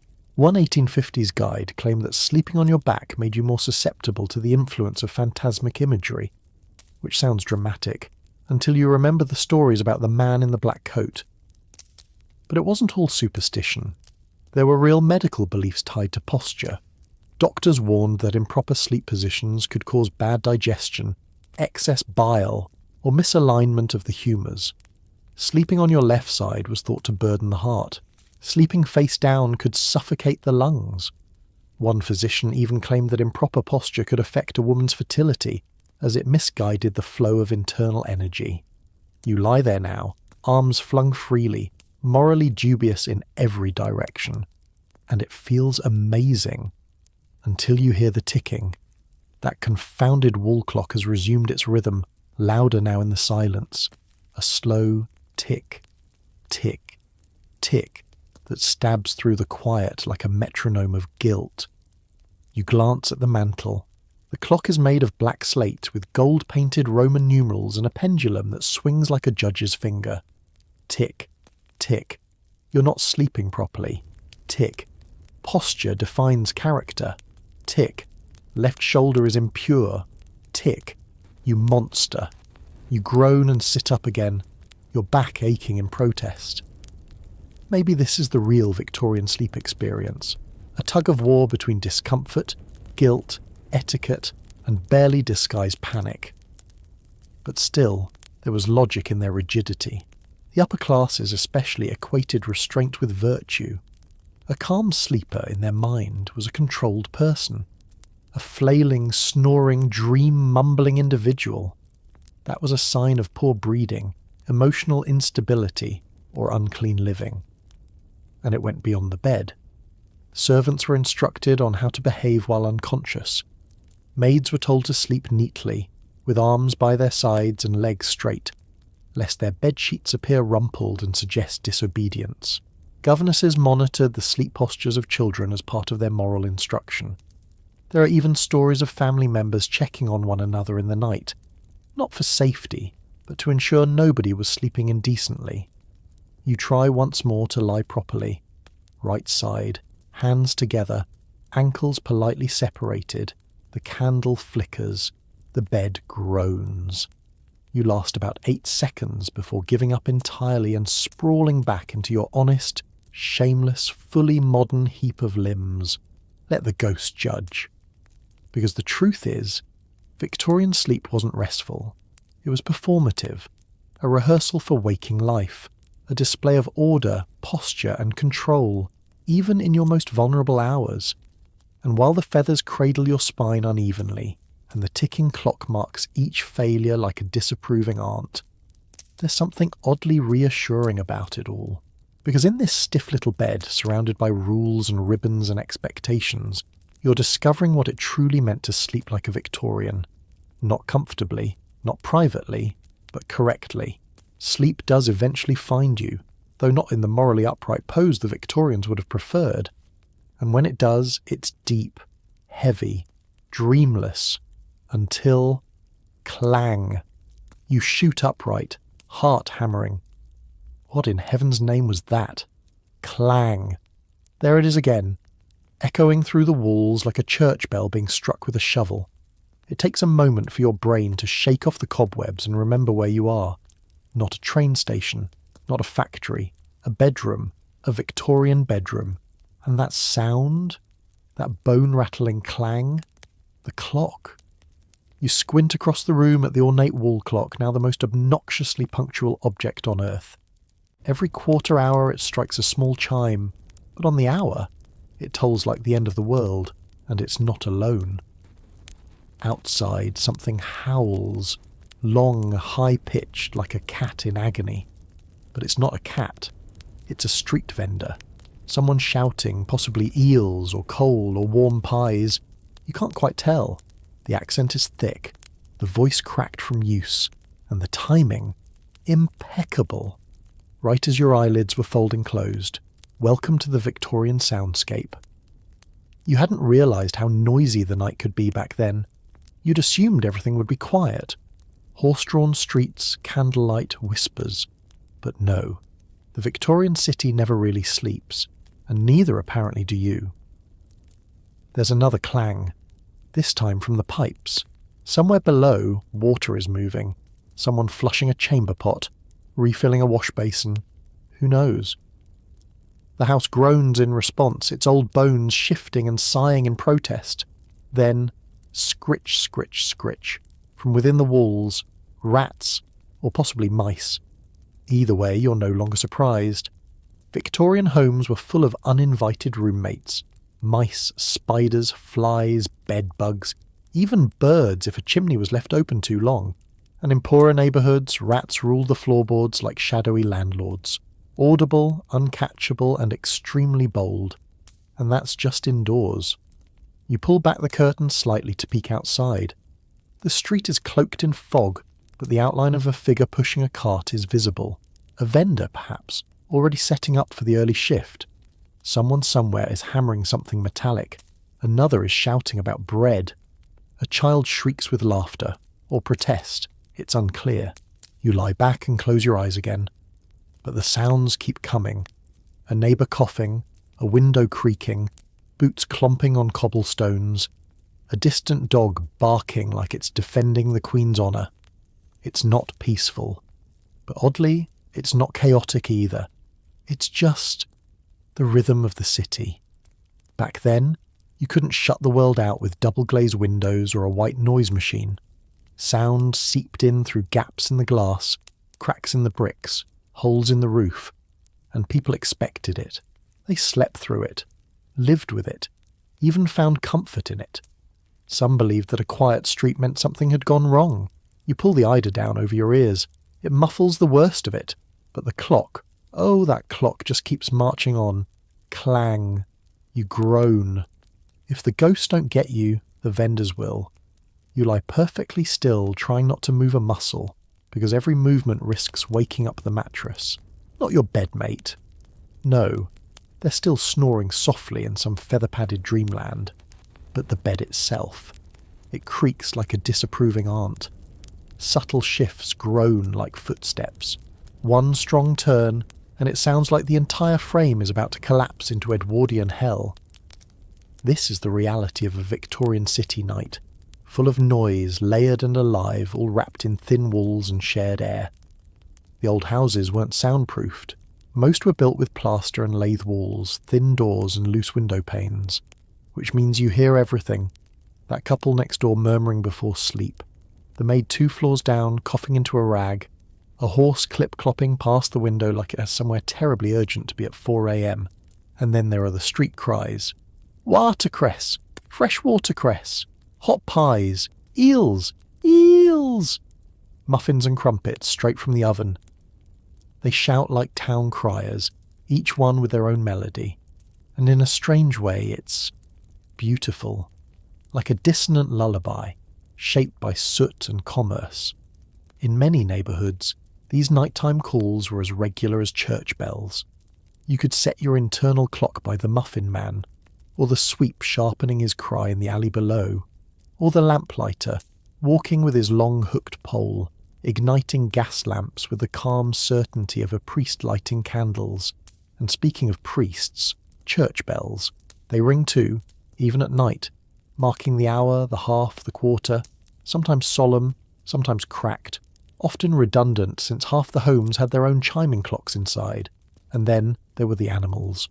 City life meant people lived side by side with creatures of every kind. Cats yowled on rooftops, dogs barked in alleyways, and chickens, yes, even in London, clucked in backyard coops and crates. Some Victorians kept goats, pigeons, or even pigs in the yard. A chorus of urban life, none of it tuned. You press the pillow over your ears, it's not effective. It only muffles the sound of your own heartbeat. But here's the truth. This wasn't considered disruptive. People adapted. They expected interruption. No one counted on sleeping straight through the night. Not with knockers at the window, clocks in the hallway, bedmates shifting, rats dancing, and the occasional vendor howling about oysters beneath your floorboards. That's why beds were curtained. Why draughts were sipped. Why feather mattresses were pounded and chamber pots were kept close. Not for luxury, but to make peace with the chaos. You lie there now, strangely calm amid the bedlam. It's not white noise, it's charcoal grey noise. Cluttered, unpredictable, slightly ridiculous. And somewhere beneath it all is a rhythm. a pulsing heart of the city that never fully stops, not even when you close your eyes. You pull the covers higher and let the muffled world buzz around you. One rat scurries, one clock chimes, one pie vendor calls, and still, somehow you sleep. You're not sure how long you've slept this time, but something is wrong. You wake to the faint rustle of fabric, then the creak of a floorboard, and when you open your eyes, you see it. A figure, standing by the hearth, still, silent. You freeze. It's your bedmate. But their posture is all wrong. Rigid, eyes wide open, arms hanging limp at their sides like marionette strings waiting for a tug. They aren't awake. Not really. They're staring at the wall, unmoving, barefoot on the cold floor. You blink.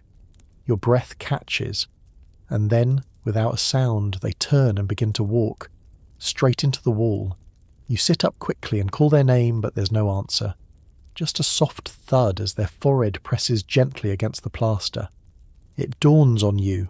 They're sleepwalking. And in Victorian England, that was no small matter. To us, it's a curiosity, maybe even comedy. But to Victorians, sleepwalking was a terrifying mystery, a thing half medical, half moral, somewhere between an affliction and a confession. They called it noctambulation. Doctors debated whether it was caused by digestive vapours, emotional trauma, or a tormented soul. Some even believed sleepwalkers entered a spiritual trance, travelling between worlds, unaware of body or time, and the danger was real. Stories abounded of sleepwalkers walking out windows, falling down stairs, even lighting fires or leaving the house entirely. One woman was said to have climbed into a horse trough in her nightgown, convinced she was washing laundry. Another man wandered into the street wearing nothing but a necktie and recited poetry to a lamppost. But there was also fear that a sleepwalker's actions revealed hidden truths. If someone stole something while asleep, did it mean they were secretly a thief? If they whispered a forbidden name, did it mean their heart was already unfaithful? The Victorians couldn't decide. Was it involuntary, or a glimpse into the soul when the body let down its guard? You rise carefully, unsure whether to wake your companion. That too was debated. Some said it was dangerous, might shock the person into madness. Others insisted waking was essential, lest they fall or commit some unconscious sin. The figure in the corner begins to move again. Not toward you, toward the fireplace. Their hands reach out as if grasping something in memory. You spot the bed warmer, an iron pan still propped on the bricks from earlier. It's cold now, but your heart isn't. You move quickly, gently. One hand on their shoulder, soft voice. It's all right. Come back to bed. They blink. Once, then again. A long, shuddering breath escapes their lips. And just like that, the spell breaks. They let you lead them back to the mattress, heavy-limbed and docile, already slipping back into whatever realm they drifted from. No memory, no questions. Just sleep. You lie beside them, heart thudding. The Victorians may not have had answers, but they were right about one thing. The night mind is a strange and secret thing, full of wanderings, whispers, ghosts that aren't ghosts. And sometimes, the most haunted thing in the room is the person still breathing beside you. You lie awake for a while, even after your bedmate's breathing evens out. You keep glancing over, half expecting them to sit bolt upright again or start reciting Latin backwards, but they're still, peaceful, as if the strange little performance by the hearth never happened. You, on the other hand, are wide-eyed and wide awake. You think back to those Victorian tales, newspaper clippings and whispered family stories about sleepwalkers who wandered onto rooftops, climbed fences, or spoke languages they didn't know while awake. One woman supposedly embroidered an entire handkerchief during a trance, needle flashing in the candlelight, her eyes glassy and unblinking. And the most chilling part, these stories weren't always dismissed. People believed them. To sleepwalk in the Victorian era wasn't just unsettling, it was deeply suspicious. Sleepwalking blurred the boundaries between conscious and unconscious, between intent and instinct, And in a culture that prized self-control, nothing was more terrifying than a person who moved without meaning to, especially a woman. Female sleepwalkers were seen as particularly alarming. Literature from the time is full of hysterical heroines who wander in their nightgowns, revealing secrets or confessing desires they would never dare speak aloud while awake. Their somnambulism was interpreted as both a medical symptom and a moral flaw, a physical expression of repressed guilt or sinful emotion. Even real-life cases were analysed not just for health, but for character. Was she overeducated, spiritually weak? Had she read too many Gothic novels? And for men, sleepwalking was sometimes excused as the unfortunate result of overwork or trauma. But just as often, it carried dark implications. A man caught wandering at night might be accused of harbouring criminal intent, even if he remembered nothing. The sleeping man reveals the secrets the waking man hides, one pamphlet claimed ominously. So families became secretive. Sleepwalkers were quietly moved into private rooms, locked in, tied to the bed frame with soft cloth or gently restrained beneath heavier quilts. Some were made to wear bells on their wrists so that any movement would be heard. You glance again at your bedmate. There's no bell, just a faint line of sweat on their temple and a slow, steady breath. Whatever storm passed through them is gone now. You wonder if they'll remember it. Probably not, but you will. Because there's something unnerving about watching a person walk without will, eyes open, mouth closed, hands reaching for something invisible. It makes you question where the real line is between sleep and waking, between safety and self. And in a world like Victorian England, where morality was monitored like bank accounts, and virtue was expected even in dreams, sleepwalking wasn't just odd. It was dangerous. Because if you could betray your better judgment while unconscious, then maybe you were never really virtuous to begin with. You sigh, tug the blanket back up to your chin, and try to forget the image of that pale figure at the hearth, frozen in the act of reaching. Just another Victorian night, you remind yourself, with bricks, jelly and ghosts made of flesh. You close your eyes and hope your feet stay exactly where you left them. You wake up in a different bed. Not a different room, just a different bed. Gone is the feather-stuffed, curtain-draped softness that tried to swallow you whole. This one is smaller, narrower, harder. The mattress is thin, possibly stuffed with straw or horsehair. The blanket is rough wool, and there's no brick at your feet, no embroidered pillowcase, no lavender on the sheets. You're in the servants' quarters now, or maybe the attic, maybe the basement. It's hard to tell. There's no window here, only a low ceiling, exposed beams, and a single iron hook bolted into the wall that you don't want to think too much about. The air smells of damp stone and old laundry. Somewhere above, footsteps creak. Someone else's sleep ending just as yours begins. This is how the other half slept, or more precisely how the working class tried to sleep, when and if they had the time. In grand Victorian homes, bedrooms were stratified like society itself. Upstairs, the master and mistress might enjoy four-poster beds, eiderdowns and fires lit by staff. But downstairs, far downstairs, those same staff curled up in narrow, unheated cells that barely fit a cot, let alone dignity. You shift on the mattress and immediately feel the wooden slats beneath it. There's no frame, just a simple platform, or in some cases the bed might have been little more than a blanket laid out on a trunk or bench. If there were mice, you dealt with them. If the roof leaked, you found a dry corner. Sleep wasn't sacred here. It was functional, and not always solitary. Many servants slept 2 or 3 to a bed, lying crosswise, head to toe, to save space and warmth. Privacy was a luxury they couldn't afford. Beds weren't always assigned by rank either, just rotated, shared like uniforms.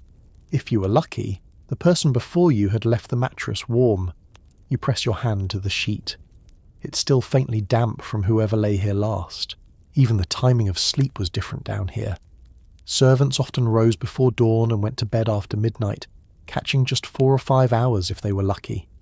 They slept in shifts during long events, napped upright in chairs, or dozed in stairwells while waiting for the next bell to ring. And children, they had it worse. Apprentices, scullery boys, housemaids as young as 10.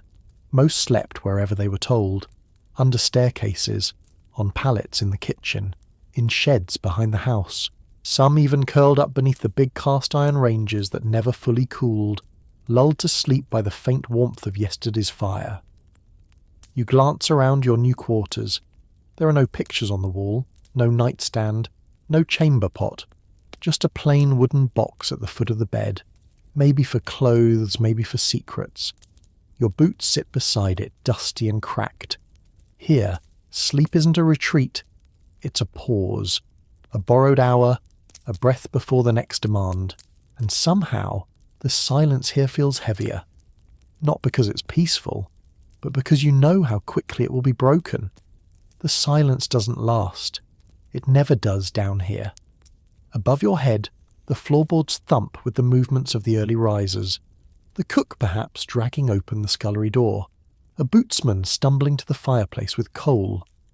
Pipes groan as water begins to move through the house. Somewhere far off, a bell rings once, faint and final, like a reminder that whatever sleep you managed to steal is now overdue. You sit up. Your body aches. Not from work, but from the bed itself, an uneven, unforgiving board masquerading as rest. You stretch your legs and feel something pop in your lower back. The blanket slides off with a damp heaviness, smelling faintly of mothballs and mildew. There's no linen here, no quilt, no embroidered edge, just the basics. The servant's sleep wasn't expected to be luxurious, only sufficient to avoid collapse. Even in the wealthiest homes, staff were often given the bare minimum. In fact, some families believed that too much comfort led to laziness. If you weren't slightly sore in the morning, were you really earning your keep? You step onto the cold floor, the boards are unfinished, splintery in places. You slip your feet into rough woolen socks and begin to dress quickly as if summoned. Though no one has called for you yet, you're already behind. And as you fumble with the stiff buttons of a borrowed waistcoat, it strikes you. Not all servants had beds at all. Nightmen, those who emptied chamber pots and hauled waste from the city, often napped beside their carts. Dock workers slept on crates between shifts. Seamstresses dozed upright at tables, heads on folded arms, pins still clinging to their sleeves. For them, sleep was a scattered luxury. A nap here, a doze there. Their dreams came in fragments, between clangs and commands. And then there were those who paid for sleep by the hour. In the worst of the city's slums, there were 4-penny beds, named for their cost. You didn't get a room, you got a space, a slot. Sometimes in a shared hammock, sometimes on the floor with 20 others. In coffin houses, the name wasn't metaphorical. You literally paid to sleep in a wooden box. Worse still were the penny hangs. For a single coin, you could rest in a small room by hanging your arms over a taut rope strung across the space. You didn't lie down, you leaned, dozed, dangled. When morning came, the rope was cut or lowered, and everyone tumbled to the floor. No mattress, no warmth, just the idea of sleep. You glance back at your narrow cot. Suddenly it feels extravagant. The straw-filled pillow, the scratchy wool, the wooden chest beside it. You could do worse. Many did. And as you step into the hallway, the chill curling around your ankles, you feel a strange kind of reverence. Because here in the shadows, where servants sleep in shifts, dream in silence and rise without complaint, sleep isn't an escape. It's an interruption. Brief. Necessary. Taken with quiet gratitude. Not a luxury. Not even a right. Just a pause in the long, long day. You've moved beds again, but this time it's not a soft feather pile or a straw-stuffed servant's cot. It's summer, and the air is thick, sticky, slow, heavy with a scent of hot brick, tallow smoke, and sweat that's been seeping into the sheets for days. The window is propped open with a spoon. The breeze refuses to arrive. And you? You're tossing in a mess of crumpled linen, itchy wool, and something unidentifiable that might once have been a curtain. This is the Victorian summer bed, and it's fighting back. It begins with heat. Not a modern, air-conditioned discomfort, but a trapped heat. Heat that climbs the walls and gets into the mattress. Heat that clings to your scalp, your socks, your pillow. Heat that makes sleep impossible and makes you available to everything else that thrives in the dark. The first bite comes quickly, not hard, just a tickle. Then another, then another. You sit up and slap at your neck. Welcome to the real rulers of the Victorian bedroom. Bedbugs, lice, fleas and mosquitoes. Victorians lived in daily battle with them. Entire newspaper columns were devoted to them. House manuals offered full chapters, and still, most households simply accepted that they were part of life, like cracked walls or chimney soot. The enemy was relentless, especially in summer. Mosquitoes swarmed near standing water inside and out. Fleas nested in straw mattresses. Bedbugs colonized the cracks in bed frames. Lice lived in linens and behind ears and in the seams of bonnets. The itch was never ending. Some families fought back with vinegar baths. Others soaked rags in kerosene and stuffed them into cracks in the walls. The more desperate ones sprinkled mercury powder beneath their sheets. Yes, mercury, believing the fumes would kill off the vermin before they killed the sleeper. It was a dangerous gamble. You sit now in your own sticky bed, scratching a new welt on your ankle. You've lit a stub of candle and fanned yourself with a folded page of the Times, which is doing nothing. Somewhere nearby, something rustles. Possibly a rat. Possibly just the mattress sighing under the weight of its long, itchy history. The bedding is no help. The Victorians clung to wool even in heat. Linen was expensive. Cotton, while more breathable, was often considered second-rate or reserved for undergarments. So you sleep under blankets designed for November while the night swelters around you like a soup pot. And that brings us to the smell. Victorian summers were pungent. Even the finest homes struggled. Coal dust settled in every corner. Oil lamps left trails of soot. Windows were rarely opened. Remember the fear of night air, and laundry took days to dry. Beds were rarely aired. And people, well, people sweated. A lot. And not everyone had time or water to bathe regularly. So the bedroom, especially in summer, became a strange stew of perfumes and problems. Lavender satchels hung from bedposts. Bowls of lemon slices were left out to purify the air, but those were desperate bandages on a wound too wide. You wipe your forehead with the edge of your sleeve. It's going to be a long night, and summer has only just begun. You lie still, sweating beneath the thinnest blanket you could find, still too thick. The air doesn't move. It hangs like a damp curtain around your body, and every breath feels like you're sipping tea through cloth. You swat at another mosquito, miss, and feel your patience start to melt along with the candle wax beside you. Victorian summer nights weren't just uncomfortable. They were battlegrounds. You weren't expected to sleep well. You were expected to endure, and they did try to fight back. You glance at the candle, its wick trimmed too short to offer much light. Beside it sits a small ceramic dish of vinegar, placed there earlier by a maid to discourage flies. It isn't working. The room still hums faintly with wing beats. In wealthier homes they might burn dried herbs in shallow copper bowls. Rosemary, lavender, sometimes even sulphur. The idea was to smoke out the insects or at least stun them into silence. Sometimes it worked. Usually it just made the air harder to breathe. You run a hand along the wooden headboard. Feel the familiar ridges there, carved notches and grooves that weren't part of the design. Someone tried to scrape out bedbug nests. Common practice, you recall. Every few months the entire frame would be taken apart, inspected by lamplight, and scrubbed with scalding water and lye. Sometimes with turpentine. In shared homes and crowded tenements, people hung their bedding on clotheslines in the sun, hoping heat would kill what vinegar couldn't. But not all creatures came for blood. You hear it now. Scritch! Scritch! Scritch! The sound is unmistakable. Mice or rats. Possibly both. Rodents were as regular a fixture in Victorian homes as spoons. They lived in the walls, under the floorboards, behind the coal bin. They gnawed at everything. Soap, candles, bones, books. They scurried across bed covers in the dark, and they left behind signs. You pull your feet higher beneath the blanket. There were tricks, of course. Spreading flour near baseboards to track their prints, keeping terriers, lining corners with peppermint oil or goose fat laced with poison.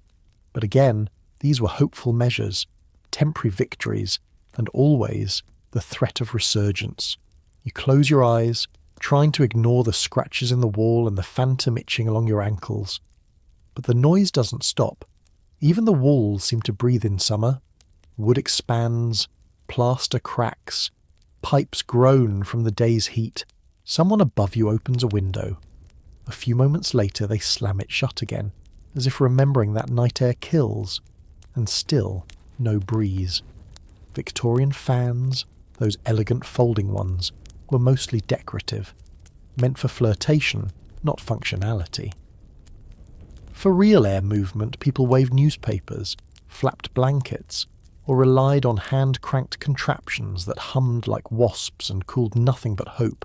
You try not to move, afraid that even the smallest twitch will reignite the itching, the biting, the burning heat. Eventually you surrender. You kick off the blanket, ignore the rules of modesty drilled into Victorian sleep guides, and lie spread-eagle on the narrow bed, soaking in your own quiet rebellion. Maybe the fleas will take pity, maybe the mice will tire, maybe the sun will rise soon.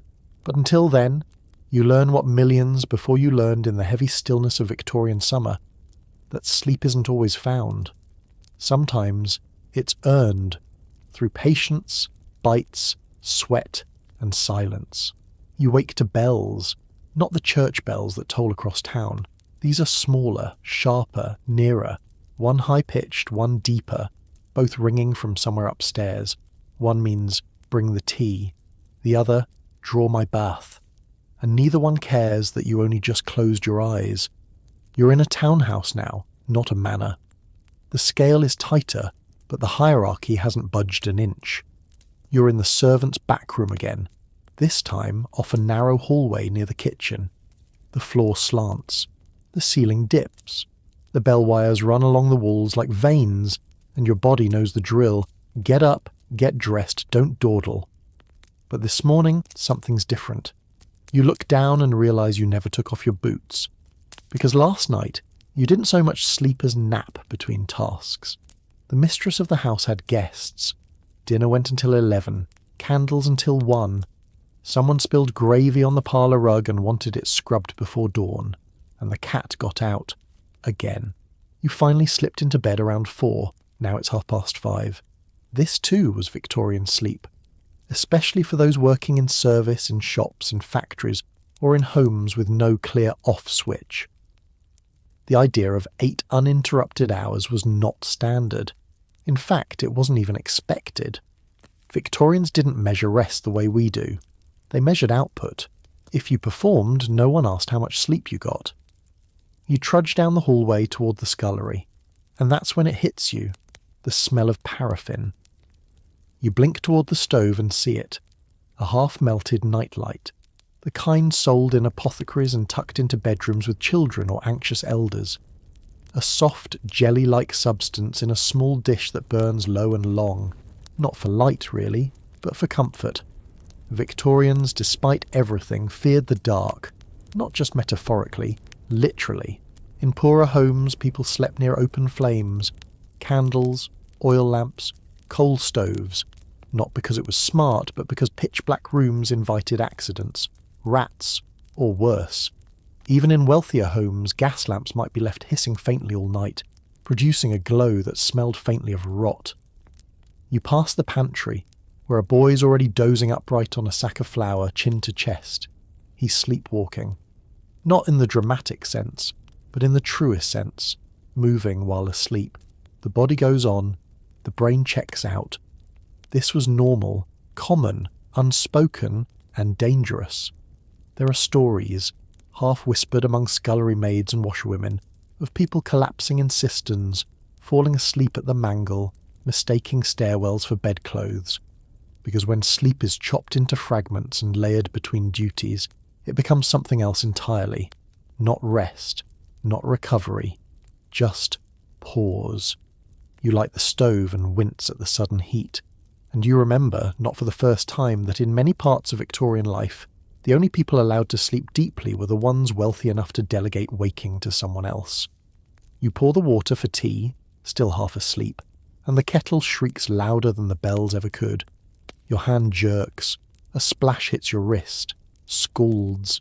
You bite your tongue, keep quiet, and finish the pour. No one cares that your hands shake. No one asks if you've slept.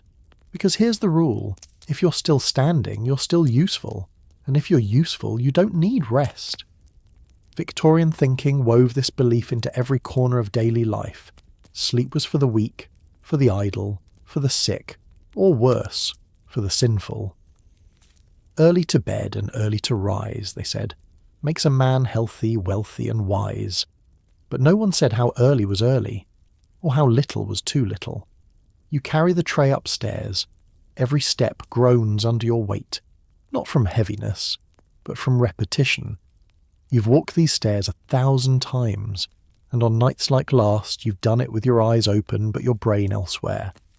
It was called second sleep once, before industrialisation forced people into regimented clocks and factory shifts.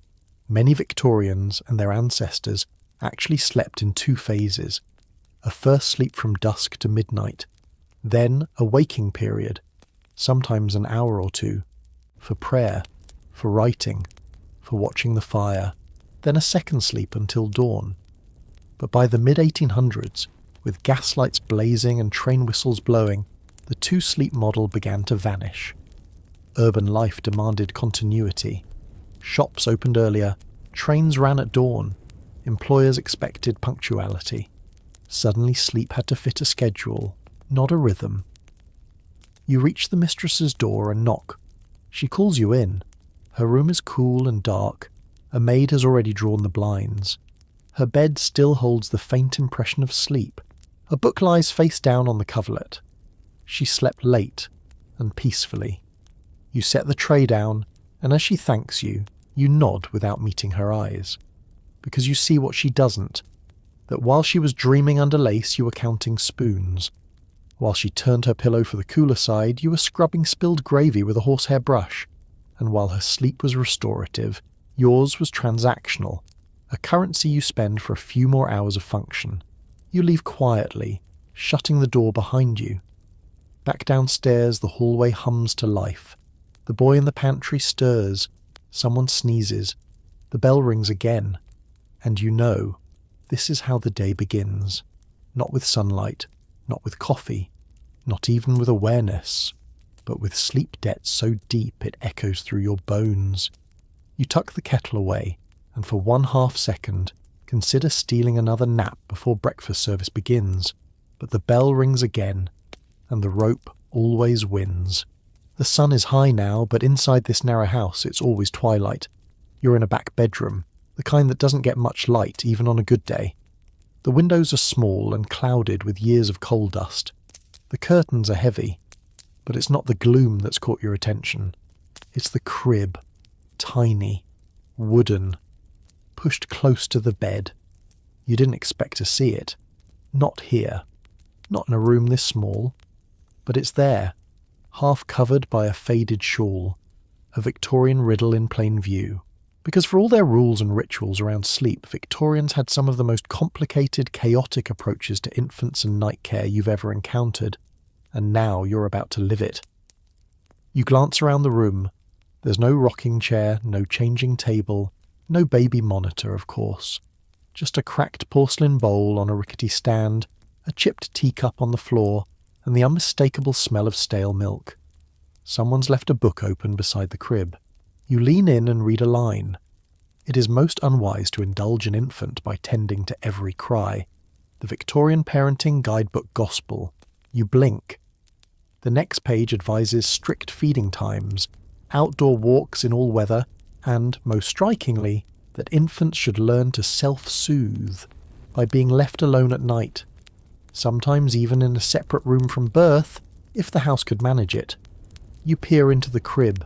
The baby's asleep, for now. But you know what's coming. Victorian babies, like all babies, cried. But how their cries were received was different. In working-class homes, the infant might sleep in bed with the mother, out of practicality more than affection. Feeding was easier that way, and space was limited. But in middle and upper-class homes, there was a push toward regimentation. That meant scheduled feedings, scheduled naps, scheduled everything, even if the baby didn't comply. Midnight crying, let them cry. Night terrors, it builds character. Restless sleep, perhaps the child has weak moral fibre. You exhale, and suddenly the baby stirs. One kick, one whimper, one tiny fist curling in the air. Here we go. You look around. No nanny in sight, no nursemaid, just you and the silent expectation of every handbook ever written. You try a gentle hush. The baby frowns. You sway slightly. The baby grunts. You hum something old and cracked and probably Scottish, and finally, mercifully, the child drifts again. But not before you notice it. A tiny cloth bundle under the crib mattress. You pull it out. Lavender, crushed between gauze, a homemade sleep charm, probably tucked there by a desperate mother, nurse or grandmother who knew what the books didn't. That sometimes comfort matters more than the clock. You tuck it back in. Because here in the dimness of this room, rules fade. There is only the rhythm of tiny breath, and the knowledge that Victorian sleep, even for the very youngest, was tangled in beliefs, fears, and expectations far older than the child itself. You sit on the edge of the bed, watching the baby's chest rise and fall in the soft gloom. It's peaceful now, eerily so, but you've seen enough of Victorian life to know that stillness could be misleading. The mother returns, silent at first, then clucking softly as she kneels beside the crib. She doesn't speak to you, just pulls a corner of the shawl tighter around the infant and adjusts a worn piece of muslin at the baby's neck. Then she does something that catches you off guard. She reaches under the crib, retrieves a small book, not a parenting guide, but a household almanac, and begins reading aloud under her breath. Not a story, not scripture, weather signs, moon phases, feeding times, dream omens. You realise what's happening. This isn't just a sleep ritual, it's protection. For the baby, for the night, for the uncertain hours between dusk and dawn when mothers had little control and even less guidance. In a time when infant mortality was tragically common, superstition and ritual filled the gap where medicine faltered. Some families pinned red coral beads to babies' nightshirts to ward off spirits. Others hung iron scissors near the crib to cut bad dreams. And some, like this mother, swore by rhyme, routine, and soft-worn talismans passed down through generations. She catches you watching. "Ignore the books," she murmurs. "They never hear the crying." You nod. Because the reality was this. Victorian parents were told to ignore a baby's cries, but most couldn't, or wouldn't. The manuals preached order, but life demanded improvisation. In upper-class homes, nursemaids enforced discipline, but often soothed secretly when no one watched. In poorer homes, sleep routines were shaped by necessity. Older siblings sharing beds, infants rocked while bread was kneaded, or swaddled tight and tucked into drawers. Yes, drawers, not metaphorical ones. Real wooden drawers, sometimes removed from dressers and lined with flannel, served as makeshift cradles. A quiet corner, a warm spot, and a hope that the child would sleep just a little longer. The baby stirs again, and the mother hums a low tune. This time the melody sounds almost familiar, something between a lullaby and a funeral march. You wonder how many babies heard the same tune, how many mothers swayed in the dark, ignoring the manuals, trusting instinct over ink, and how many cribs held more than a child. Perhaps a lavender pouch, a coral button, or a wish whispered into the blanket fold. The mother finally lays the book aside and slips under the quilt. The candle is out now. The room breathes again. And you? You lean back into the shadows, letting the soft noises of night resume their rhythm. You're not a parent, not a nursemaid, not even a guest, really. But for one moment in this tiny bedroom, you feel like a keeper of sleep, and somehow that's enough. You've stepped into a room that doesn't quite belong in the house. It's too wide, too open. The ceiling rises higher than expected, and the wallpaper, faded as it is, was clearly chosen with intention. This isn't a servant's quarters. This isn't a child's cramped nursery. This is a sick room. And if Victorian sleep was difficult in health, it was something entirely else in illness. The bed here is large but plain, with high wooden rails and iron casters. At the foot sits a padded chair with a dent worn deep into the cushion. Evidence of someone who sat there, night after night, keeping vigil. You move quietly. The room smells faintly of carbolic soap and dried chamomile. The shutters are closed but not latched, letting thin fingers of light stripe the floor. On the table sits a cracked water pitcher, a folded cloth, and a small wooden box filled with vials. Sleep in this room is a prescription, not a pleasure, because for the Victorians, convalescence meant bed rest, sometimes for weeks, even months, especially for women whose ailments, be they physical or emotional, were often treated with prolonged periods of darkness, silence, and isolation.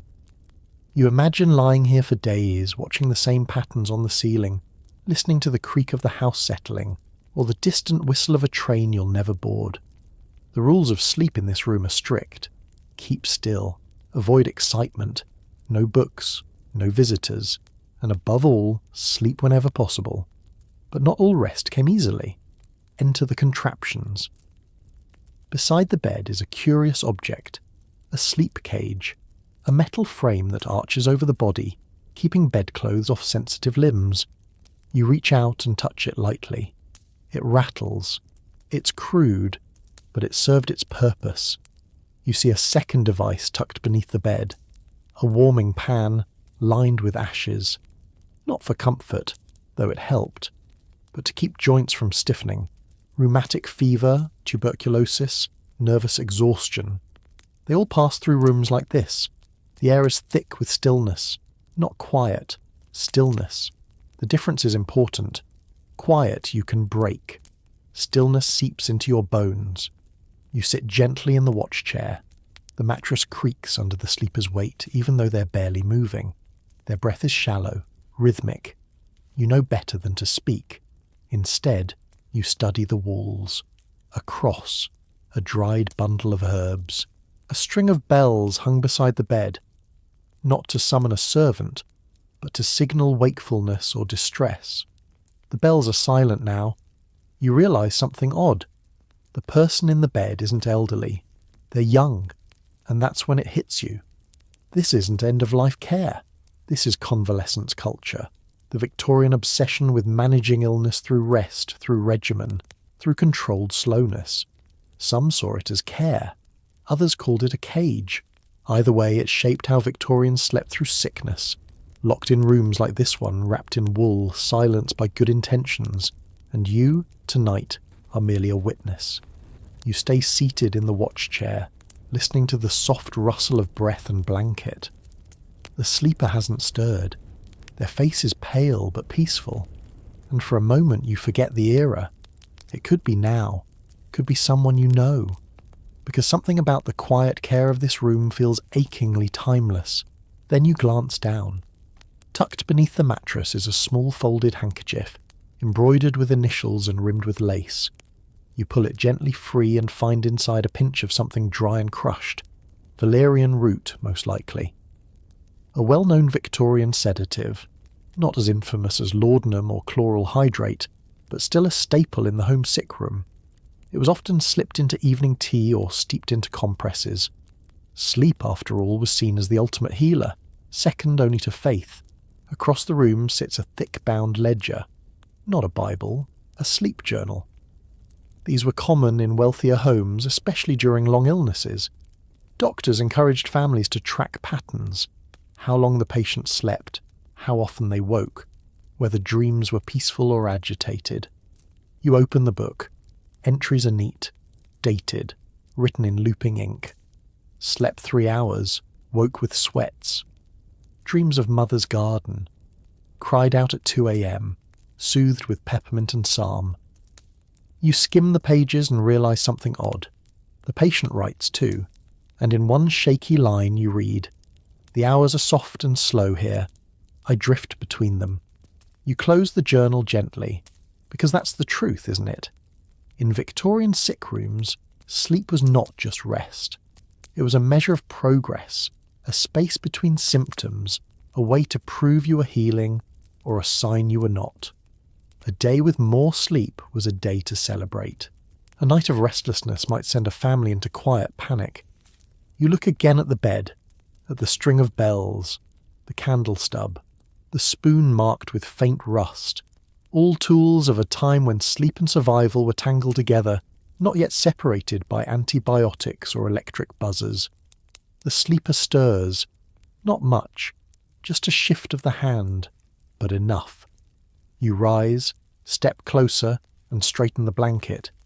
You think of all the hands that have done the same, mothers, sisters, nurses, strangers, and in that small act something ancient passes through you. Because Victorian sleep was never just about pillows and bedsheets.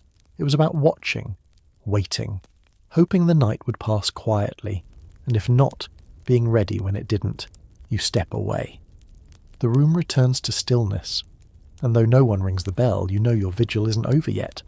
You've seen the beds of the weary and the sick, but now, for the final night of your journey, you step into a room that was never meant for sleep, yet ended up shaping how the entire house slumbered around it. The parlour. By day, it's the public face of the home, velvet chairs arranged just so, a piano gathering dust in the corner, a framed photograph of stiff-necked ancestors glaring forever into space. But by night, this room becomes something else entirely, a holding space for the sleepless. You close the heavy door behind you. It clicks with finality. It's quiet now, but you can still feel the residue of conversations that once whispered here. The shuffling of slippers after midnight. The soft clink of teacups filled not for guests, but for those who couldn't sleep, wouldn't sleep, or weren't allowed to sleep upstairs. And there, by the fire, if you can call glowing coals a fire, is the couch. Too short to stretch out, too thin to support, but still used. This is where maids collapsed after too many bell rings, where guests were politely told to make do when a hired carriage failed to return, and sometimes where grieving family members sat out the long hours when sleep was impossible and death had visited upstairs. You settle into the lumpy seat, arms crossed. There's a blanket in the armrest. Smells faintly of camphor and mothballs. You pull it over your legs, and instantly your body understands this is not a place for rest. This is a place for waiting, because Victorian homes didn't just sleep. They kept watch over sick beds, over servants, over propriety itself. And this room, this quiet, stiff, too formal room, was a buffer zone, a place where sleep happened only by accident and dreams were shaped by things unspoken. You reach for the bell pull, out of habit now, but it's not connected to anything anymore. The rope sways once, then stills. A grandfather clock ticks in the corner, not loudly, just enough to remind you that time still matters, even if the hour does not. And on the table beside you sits an object you've seen a dozen times tonight, a journal. Not for symptoms or baby cries or garden notes. This one is for dreams. You flip it open. The entries are strange, half legible, half poetic. Fell into the butter churn. Spoke with grandmother, though she's gone. Teeth in the teapot again. You laugh softly, not because it's funny, but because it's honest. Victorian sleep was full of rules, yes, but also reverie. And this, here in the parlour at 2 a.m, is where reverie met the real, where the boundaries blurred, and the strangest dreams always seem to find a place. You stay seated on the couch as the last of the coal embers fade to a dull red. The room is cooler now. Somewhere behind the walls the rest of the house sleeps, unevenly, uneasily, or not at all. Because Victorian sleep, as you've seen, was never truly peaceful. It was ritualized, fragmented, watched over, and sometimes, when luck failed, entirely elusive. You run your hand over the dream journal again, tracing the words left by hands long gone. On the final page, written in a looping, anxious scrawl, is one line. Couldn't sleep. Too many eyes in the wallpaper. You glance up. Sure enough, the wallpaper in this room is a riot of Victorian excess. Twisting vines, oversized lilies, a pattern that seems to ripple when your eyes linger too long. And yes, maybe, just maybe, there are faces in the shadows. You chuckle. It's ridiculous. And yet, how many Victorians laid awake in rooms like this, imagining ghostly eyes peering from paper and plaster? In a society obsessed with death masks, mourning jewellery and seances, it was no wonder sleep itself became haunted. The line between dreaming and waking, between sleep and spirit, was thin in this era, thin as lace, and just as easy to tear. You wrap the mothballed blanket tighter around yourself and glance at the hearth one last time. On the mantel above the fireplace there's a curious little object, a china figure of a sleeping child curled into a crescent moon. Popular in the late 1800s, these figurines were placed in bedrooms as sleep charms, meant to inspire calm, to protect, to remind. You wonder if it worked, if any of this worked. Because despite the journals, the bells, the tonic waters, the dream logs, and the rigid household rules, most Victorians still did what you're doing now. Waited for sleep to come, not forced, not bought, not scheduled, just waited. And sometimes that waiting stretched until dawn. The clock ticks once more, the coals finally blink out, and you don't rise from the couch. You lean back, eyes heavy, the velvet pressing against your cheek. For the first time tonight, you let go of the rituals, the rules, the worries, and without warning, you drift. The coals have gone cold. The house is still. You lie there, somewhere between the past and the present, between dream and memory, blanketed not by velvet or wool, but by everything you've witnessed tonight. The hush of footsteps down narrow halls, the rustle of nightgowns, the creak of bed frames long since dismantled, the quiet desperation in a mother's hum, the flicker of candlelight across a baby's brow, the stiff pages of a dream journal filled with secrets never spoken aloud. You've seen the beds of the grand and the humble, the rituals meant to summon rest, and the fears that kept it away. You've stepped through rooms where sleep was a gift, and others where it was a fragile illusion, bought with lavender, pinned coral, or soft-spoken prayers whispered into pillows. But now there are no more bells to ring, no embers left to stir, no watchers keeping vigil, just you, and a silence deeper than any ticking clock. And perhaps, if you listen closely, you'll hear what they heard too. A breath not your own, a wind along the chimney, a memory turning over in its sleep. Let it carry you. You don't need to understand it all, you don't need to solve it. The Victorians didn't either. They just lay down each night, uncertain and aching, and hoped the darkness would be kind. And somehow, it was. So go on. Sink. Close your eyes, because the past is at rest now, and soon you will be too.